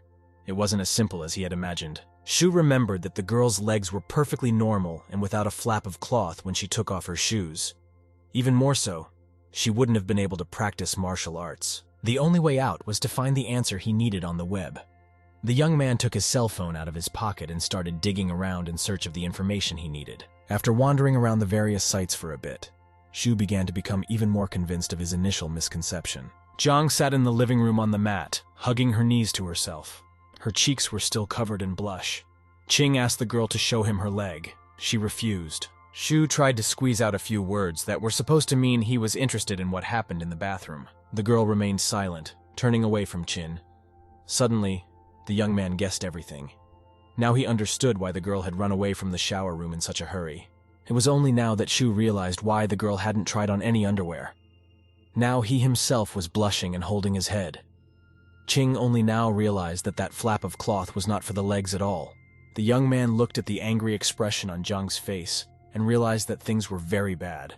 The girl was angry, and her eyes were wide open, just like when they first met in the entryway. The girl immediately jumped up from the mat and lunged at the young man with a war cry of Dung Tu Zi. Qin's heart twitched, and he mentally said goodbye to his life. After scaring the young man to death, Jiang made him sit on his knees, hid the sword in its scabbard, and withdrew with an angry expression. Shu mentally thanked every deity he could think of. There wasn't a single reason why the impulsive girl hadn't cut off his head. The young man coughed delicately, drawing his attention back to himself. Jiang turned around unhappily. She didn't feel like talking to Qin at all right now. Shu proclaimed that no one in the world can match the beauty of women from Chu province, but the most beautiful girl comes from Dunlin. She was the perfect height and so beautiful she didn't need makeup. Everything about her was perfect. The girl dazzled many with her incomparable smile. At the same time, Dan Tuzi's wife was incredibly ugly. She was limp and hunched over. She also had different-sized ears and thin lips. However, Dan Tuzi himself was crazy about his wife. This was evidenced by the fact that the couple had 5 children. Shu interrupted his story and leaned over the couch, showing Jiang his 5 fingers. He said that 5 children was simply unbelievable given the circumstances. The young man read further Tuzi's story and said that he was a role model because he married such a woman and they had many children and grandchildren. Shu exclaimed that in that case, he was accepting a compliment from the young warrior. The young man declared that from this day forward, Jiang could consider him the embodiment of Deng Tuzi. Shu walked around the couch, moved closer to the couch, and knelt down. Qing slammed his fist against his palm, making an oath. The young man thought for a moment, as if remembering something important. He reminded the girl of her former world and the concept of honor. In that time, an ugly man who needed to repay a debt was sworn to become his slave in the next life. Jiang turned away. Wushu recalled that it was a little different if the person was handsome. Then the debtor would say that he had nothing to offer but his body, heart, and soul. Jiang immediately turned purple with anger and said that he was just a lecher. There was no body in question. Shu sat back and said that he was just joking. To prevent the girl from having any bad intentions, the young man immediately grabbed the melon lying peacefully beside him and covered his face with it. Shu told Jiang that in any case, it was better for her to use the clothes that the modern world offered and forget about the old customs. The young man found her an instructional video. Shu said that this information should suit Jiang, sat her down at her laptop, and assured her that he would be back soon. 5 minutes later, the young man came in and asked the girl about her progress. Jiang sat at her laptop, studying the information given to her. She didn't even turn to face the young man and mumbled something to herself. The girl was very surprised that modern people live so promiscuously. A blush of shame for the new generation reappeared on her cheeks. Shu didn't understand where Jiang saw promiscuity at all. The young man explained that girls wear comfortable clothes, enjoy life, and it's normal. The girl tore herself away from the display and jumped up from her seat. She screamed that this was absolute shamelessness. Shu asked her to explain what she had seen that was so shameful. Jiang was shaking with indignation. Her thoughts were confused and she couldn't say a word. If it were up to her, the girl would have banned all this vulgarity. Qing explained to Jiang that it was just her stubbornness. After all, she had seen how people dressed on the street, and to bare arms and legs to some extent is their own choice. Shu told the girl that she was old-fashioned and stubborn. Jiang herself can dress as she likes, but you can't call everyone else shameless for nothing. The girl stood wide-eyed. Her face had turned a crimson hue. Jiang couldn't just accept the fact that girls dressed so shamelessly. Jiang couldn't stand it and shouted that this was simply unacceptable. Dressing like this was completely unacceptable. Shu realized that it was better to leave the topic of clothes for now. The young man offered to talk about something else if she didn't like this topic. Jiang turned away from him. She was annoyed that Shu didn't understand such simple things. The young man began to explain to the girl that a computer is considered a universal machine. It is used not only for work and study but also for entertainment, for example, for games. Shu added that 90% of people use a computer to play games.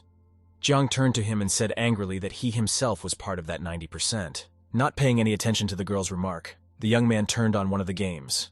The music played, and a video splash screen appeared, informing him that the game was called Super Mario. Shu clicked on the button offering to start the game and the girl just aghast.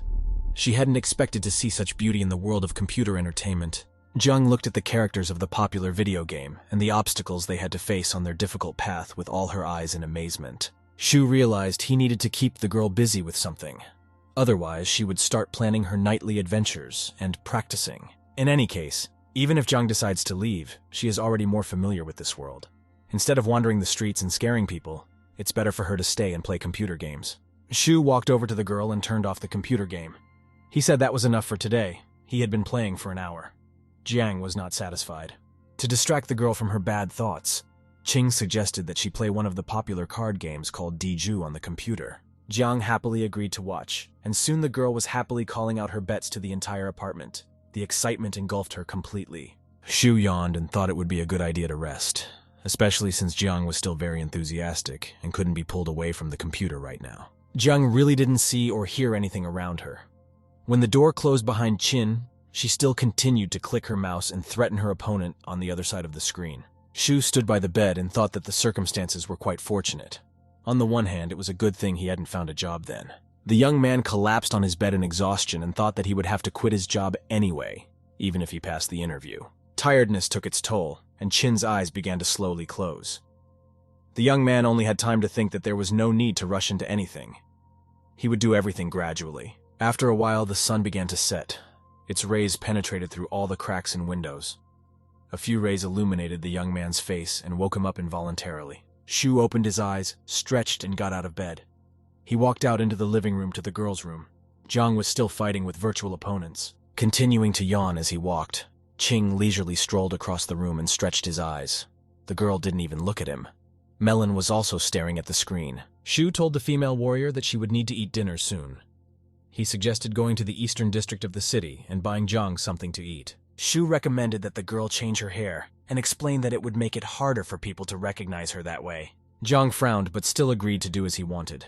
After all, Qing lives in this world, and he should know the habits of the locals better. The girl retired to her room and changed her clothes. Her light slippers harmonized with her new outfit.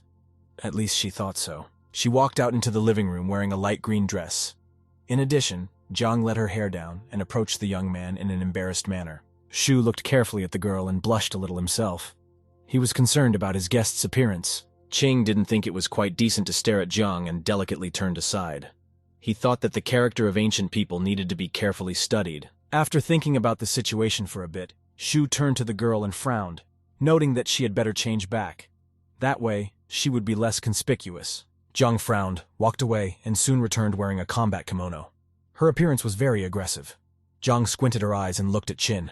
Shu sighed and left for the other room, leaving Jiang to make up herself and choose a decent outfit for going out. The girl tried several options.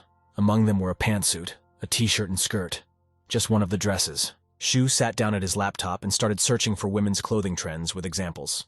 He came to the conclusion that it would be a good idea for Jiang to try other clothing styles. Nevertheless, they settled on pants and a t-shirt. Jiang put on a light-colored jacket over it.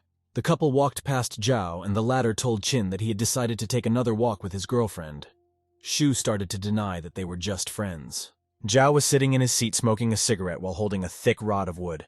The young man assumed that this rod was carved from peach wood. Zhao waved the pole in the air and said that the peach rod hadn't been delivered to him yet, and this stick he had just wrapped with various talismans. Zhao squinted his eyes. He wanted to look very formidable and match his fantasies and dreams. For Zhao himself, the rod in his imagination was replacing the sword, and he told Qin that he looked just like the divine gatekeeper Qin Qiang from a New Year's card. The young man didn't want to offend him, so he hastily assured him that he saw some similarities. Shu added that it was getting dark and advised him to be careful. Together with the girl, Qing walked onward. They walked leisurely, but Jiang couldn't get one annoying thought out of her head. It was already late evening. The sun was setting lower and lower, illuminating the buildings and their windows from behind the couple. As they walked, their shadows grew longer and longer. The girl couldn't calm down and kept thinking about the same thing. She turned her head in different directions, as if that would help her. Jiang still couldn't find an answer to her worrying question and turned to the young man. She came to the conclusion that it was still better to ask Qin himself. Jiang dared and quietly asked the young man in her ear what the word girl meant and what Zhao meant. Shu explained that it was the same as friend. Jiang couldn't understand then why say the word girl if she was a friend. Shu never explained anything, and said that she was just a girl. She exclaimed why in that case he was saying that Jiang was not his girlfriend. Shu promised that very soon she would understand all the information she was interested in on her own. It was very difficult for Jiang to understand.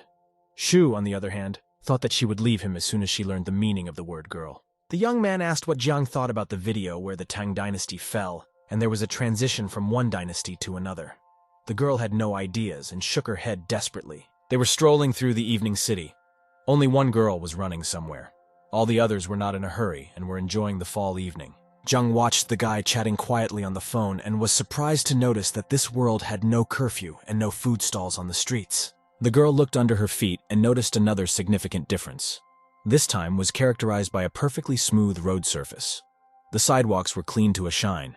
Jiang looked at the clothing pavilion and thought that this place had an extraordinary atmosphere, and she had never had to be in such a peaceful place. The girl looked at the falling and swirling leaves, and realized she hadn't felt this kind of peacefulness even when Second Miss claimed the world was prosperous. Jiang was enjoying the evening. They approached a street lamp, and the girl stopped beside it. Closing one eye, she cocked her head up and stared at the diffused light.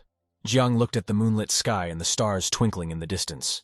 She felt like she was still in a dream. So unbelievable was it all. The young man's voice suddenly sounded in the silence, causing her to come down to earth. He asked if Jiang wanted a portion of bubble tea. Shu walked over to the tea house and ordered a serving of bubble tea and a serving of kumquat and lemon. He asked for less ice and sugar. Shu handed the girl an oblong transparent glass and explained that the black balls at the bottom were called dough.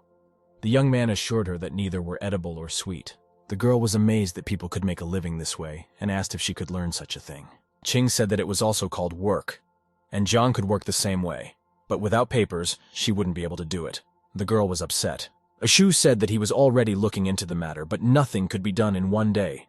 The young man suggested that she not think about it for now and try the tea. Jiang sucked in as much baubles as she could through the straw. Her cheeks turned pink from the exertion. Shu asked how she liked the drink. The girl couldn't answer. She had a mouthful of those sweet balls, and she couldn't get enough of them. Shu understood the pause in his own way and thought it wasn't tasty. Jiang finally freed her mouth and admitted that this drink looked a little strange. For her, these balls are hard to chew. Shu suddenly laughed and said that geniuses think alike. Jiang didn't understand why the young man bought the drink for her if he knew beforehand that it wasn't good for her. As if justifying himself, Zhu said that usually girls like sweet things. The young man said that his drink was very sour, but she could taste it if she wanted. Qing asked the girl to stick her straw into his glass and drink through it. He explained that Jiang should use her own straw. The girl curiously sucked in the sourish drink. Shu claimed that it was very concentrated, and her palate might not like it. Jiang tasted it and sucked in another portion of kumquat. She realized that the drink was very good, so she took another full straw. The girl's cheeks turned pink, and she exclaimed enthusiastically that this drink was very good for her. Shu suggested that the girl exchange glasses. He said he would gladly finish that drink, especially since they had already paid for the bubble tea. Qing took a sip of tea and turned around. He winked cheerfully at the girl and said that he was very happy to please her with the drink. Jiang looked at the young man in surprise. She still felt like something didn't add up in the situation. Shu said that it was nothing and suggested to forget about it. The girl had calmed down, and they were now walking down the road, tucking into their straws. Jiang happily drank the kumquat with lemon, and she thought it was simply a divine drink. After a while, a guy and a girl came in for a little snack. They ordered a couple of kebabs and greedily pounced on them. Zhu had eaten solidly and was very satisfied with it. He kept stroking his stomach, as if checking to see if his stomach could hold some more food. Qing suggested that the girl go for a little more walk. In this way, the food is better digested and digested faster. Shu and the girl walked leisurely through the square dotted with small lights embedded in the tiles. Even though it was late in the evening, it was very bright. The young man stopped near one of the information boards, put his hands behind his head and stretched. They were standing near the bus stop, and an interesting thought occurred to him. Shu asked the girl to wait for a while, and then he would show Jiang something interesting. The girl looked around curiously. Soon a large bus, running on route number 123, pulled up to the well-lit bus stop. Shu smiled, slipped his hands into his pocket, and motioned for Jiang to follow him inside. He assured that the girl had nothing to worry about. There was a coin receiver built into the first platform of the bus, and the young man dropped the fare into it. Jiang watched over the young man's shoulder with interest. The time was already late, and there weren't many people on the bus. Shu was glad that he could choose any empty seats. There was a beautiful view outside the window, and the young man suggested that Jiang take a seat by the window. He said he could see better from there. The bus slowed down slowly at a stoplight, and the girl could now look at the cityscape more carefully. Jiang looked out the window and noticed the variety of cars. They were all different colors and sizes, and all were going somewhere at this late hour. The girl couldn't tear her eyes away from the window. Everything outside was new and interesting. Shu drew her attention to the fact that the transportation was going very smoothly. The young man was a little disappointed. He had intended to impress Jiang with the ride, but she was acting relatively calm. The girl replied that she had already ridden on a horse-drawn carriage before. The bus stopped, and the conductor announced that they had arrived at Lanjiang's stop. He asked the passengers not to push each other, and to leave the cabin in an orderly manner. The young man and girl also got off at this stop. Jiang's eyes were breathtaking. It was very beautiful here at a time like this. Shu said that this was Lanjiang. The girl couldn't find a place for herself. She ran back and forth, then stopped and ran to the bridge. She wanted to remember it all. Shu said that in her time, everything goes dark when night falls. It is different here, and the city has a different life at night. Jiang stared wistfully at the night city spreading out in the distance. The view from the windows of their apartment was completely different. The girl couldn't believe that she was 1,200 years ahead of her time. It seemed like an unbelievable event. They stood at the bridge and looked into the distance. Shu replied that she had already read about the history of the world, and therefore knew the answer to her question. Qing leaned on the railing of the bridge and told the girl that in the past 1,200 years, the world had undergone some changes. Shu looked wistfully at the sunset and the sky. He liked the view of the city from here, having been here often before. Jiang stood and watched as if mesmerized, and the sunset reflected in her eyes. She could have stood like that and admired it for ages. The young man took out his phone and told Jiang that she was unlikely to be able to return to her own time. Considering that it's quite hard to get documents, this world isn't that bad. Shu pointed his phone's camera at the girl and promised her that they would fly into the sky as soon as the paperwork was done. Jiang was surprised and looked as high into the sky as she could. She didn't believe that the young man was referring to a real flight into the sky. Shu stretched his hand as high as he could, smiled, and said that just about the heavens was what he was talking about. The young man remembered all of mankind's cosmic achievements. He told Jiang that they had gotten a little sidetracked, and in the near future she needed to hide out in the apartment and explore the world better. The girl couldn't wait to return home to her dimension, and she asked the young man what would happen when she explored his world to a greater extent. Shu thought for a while and replied that in that case, she could live on her own and do without his help. Jumping up and stretching her hands up, Qing exclaimed joyfully that one day Jiang would be able to find something that suited her and her lifestyle. Shu added that she could stay here and further familiarize herself with the world that had emerged 1,200 years after her birth. Looking at the phone, the young man suddenly interrupted his speech and said that it was already time. Jiang looked at him in surprise. At the same moment, her eyes reflected a flash that any ancient man would have called nothing less than the flash of 1,000 suns. A guy and a girl witnessed a superb fireworks display. It lit up the city, and everyone around them rejoiced and congratulated each other. Shu thought about how this was the best era in the last 1,000 years, and there would definitely be room for another girl here. He looked at Jiang, who was striving to memorize every moment of this day, and thought that even a girl who happened to come here from the past deserved it. Shu turned to the girl, who had been standing upright the whole time without saying a word. The young man asked Jiang what she was thinking about now. The girl replied that she missed her world and often thought of Second Miss. She would be happy to be in this world. Shu leaned against the railing and leaned over it, folding his arms across his chest. He tried to picture this Second Miss. Qing turned to the girl and pronounced that on behalf of all her superiors, he was commanding Jiang to enjoy this world to the fullest. The fireworks were thundering brighter and brighter. The celebration was in full swing. Shu gave the girl his hand. He symbolically invited Jiang to visit his world. Returning home, a guy and a girl visited a cafe on their way home. There was a flip calendar on an empty table. It was October outside. Jiang had already somehow managed to make the front page of Jiangcheng City's news portal. The site posted a nighttime photo of her on one of the telegraph poles. Qing flipped through the news page to the very end, but there was nothing else worthy of attention there. He took a small bite out of his hamburger and began to read aloud to the girl the news summary that she had prompted many people to stay out after dark. Shu realized that there would now be increased police patrols at night, and taking Jiang out for a walk was too risky. He decided it would be better for her to stay at home. The girl looked out the window and was surprised to see a lot of people flanked by some man in brown clothes. She asked what was going on. Shu nestled against the window, not letting the hamburger out of his mouth. Jiang was standing right there. She opened her eyes wide again in surprise. The young man himself couldn't understand what was going on outside at first. He stared and tried to figure out what it looked like. After thinking for a moment, Shu smiled and said that all these people were watching a priest perform a ritual to exorcise an evil spirit from a person. The guy and the girl sat down on the couch. Jiang also took a hamburger and suggested that everyone in this world lived like a prison. Shu almost choked on his food. He analyzed his own day. Indeed, every day was the same, and in a way you could call it a prison. Shu smiled and told Jiang that it's called being a recluse, and being a recluse is also a lifestyle. Now the girl's mind was all mixed up. She couldn't understand what Qing was trying to say. Jiang asked the young man to explain more. Shu said that he can just choose whether to go outside or not, and since walking outside takes a lot of energy and time, he just stays at home. Ching explained that it was easier for her to imagine him as a landowner. He doesn't have to do anything. Zhang did so and pictured Chin with a smoking pipe in his teeth on the couch. After thinking about it all for a bit, the girl turned to the young man and stated that she would like to go outside and look around a bit. Shu wondered and asked why Zhang had decided to go outside without him and look around. The girl remained silent with her head down. Melon curled up on the couch between them. Ching started pestering the girl with various questions. For example, where she planned to take shelter and get food, since she needed to steal it from someone. Chiang blanched. The young man said that he could give her some amount of money, because Zhang already knows how to buy her own food. But without a steady income, the money might run out. Shu assured him that the girl had nowhere to go. She could become a criminal or fall for another do-gooder. He added that there were no forests around, so Jiang wouldn't be able to hunt.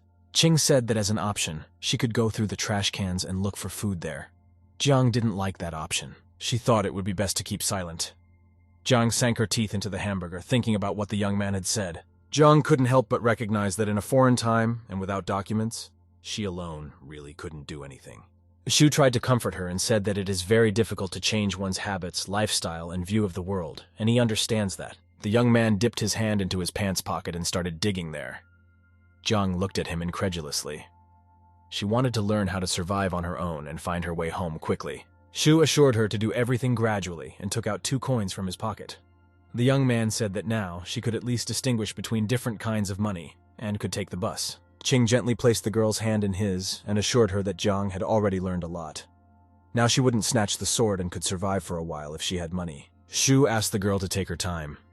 When everyone around them had forgotten about the ghost, they could go out more often. Some things she'd better experience for herself to understand. Jiang went to the window and asked if there were really ghosts in that crowd of people. The young man smirked and replied that it was just a priest performing his ritual. Shu said he would demand money from the girl when she could earn it. Jiang stopped eating her hamburger in surprise. Ching assured the girl that he would have to find a way to earn money if she couldn't do it herself. Jiang thanked him warmly and called him a young hero. Shu turned on the computer and reported that business as usual was out of the question now, but they lived in a digital world where things worked differently. After a while, the young man exclaimed happily that he had discovered the activity that would suit Jiang best. Medieval fantasy games were just gaining momentum. In addition, it was possible to chat with other players like her in the chat room and earn some money as well. Shu called Jiang over to the computer and offered to play. He wasn't sure if the girl would succeed right away, because even a game about the Middle Ages was based on the rules of this world. Jiang asked if she could do something similar to his job, like watching other people's videos. The young man replied that she had a lot of things to learn first. Someone knocked on the door, and the boy and girl turned their heads simultaneously at the sound. Jiang was sure that she was already being looked for all over the neighborhood. Shu called out to the knocker on the door who he was and why he had come. Then he turned to the girl and asked her to go to her room.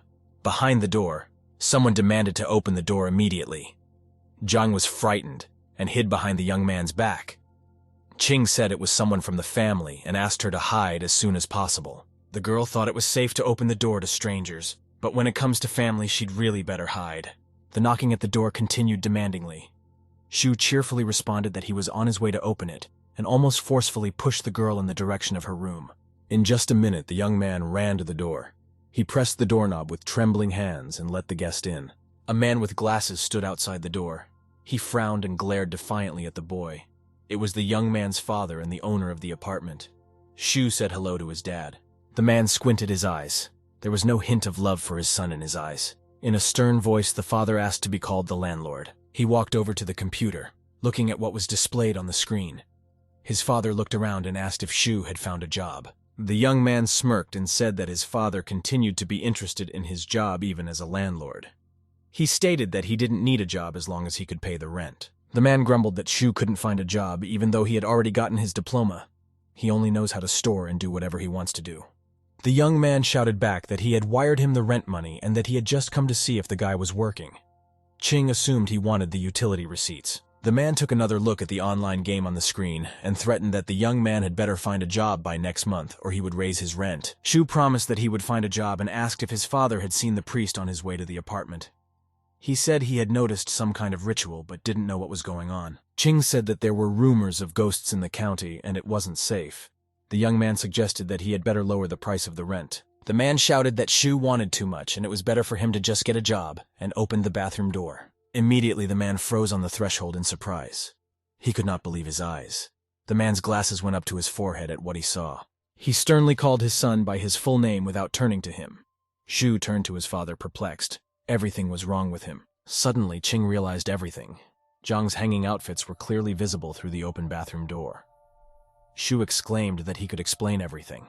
Angry at his offspring, the man unhappily suggested that on top of everything else, his son had also turned out to be a transvestite. The man turned unhappily to his son.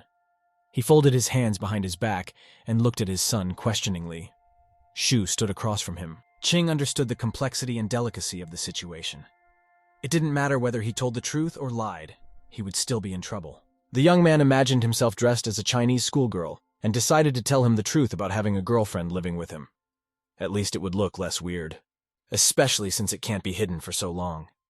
Sooner or later, one of the neighbors would tell his father that Chin had been seen with the girl. Shu decided not to tell the full truth and explained that these were his friend's clothes. Father held his head in his hands. This option was beyond his worst fears. Ching smiled and said, "It's a very long story. He has a friend and his sister is temporarily living in this apartment." The man frowned and remained silent.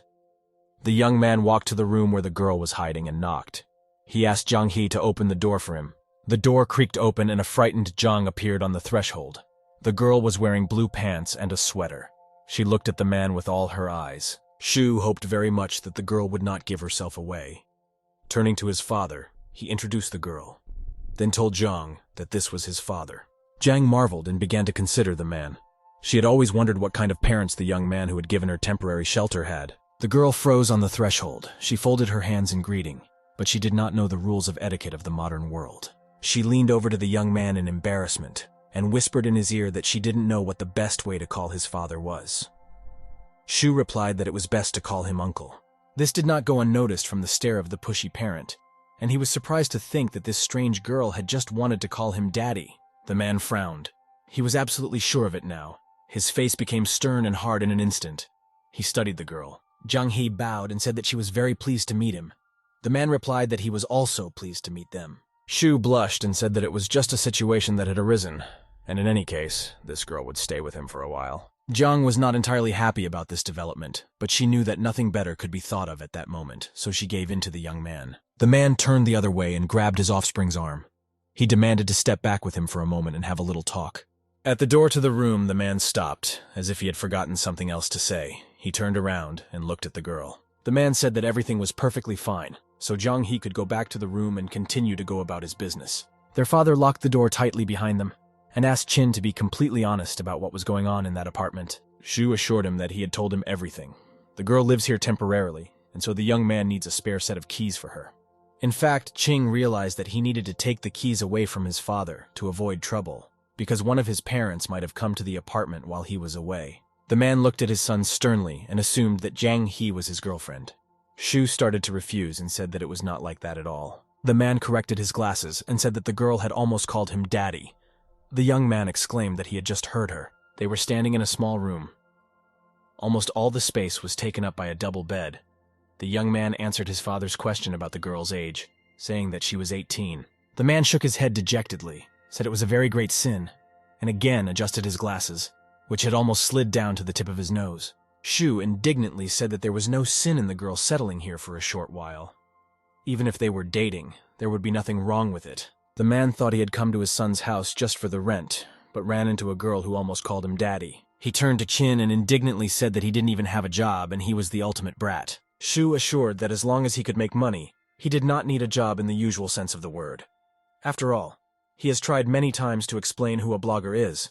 The young man asked how much he would be charged for utilities. His father replied that it was only 238 yuan, and the young man immediately transferred the required amount. Shu showed his father the payment report and demanded the keys to the apartment. He had never heard of a landlord having his own keys. The man squealed that it was his apartment. The young man said that he rents the place and therefore wants all the keys to be in his possession. No landlord just barges in unannounced. The man indignantly reminded him that he had to pay his rent on time. He said that he was now forced to charge him more. He retrieved a set of keys from his pants pocket and stated that Shu could find another place if he wasn't satisfied with something. The young man thought gloatingly that this house would sooner or later become his property anyway. If he rented somewhere else, no one would pay him back. His father took off his glasses to wipe the foggy panes. A little embarrassed, he told the young man that his mother had called him for dinner. The man couldn't calm down. He was worried about this girl. Shu was indignant and once again said that Jiang was just a friend and was not his girlfriend.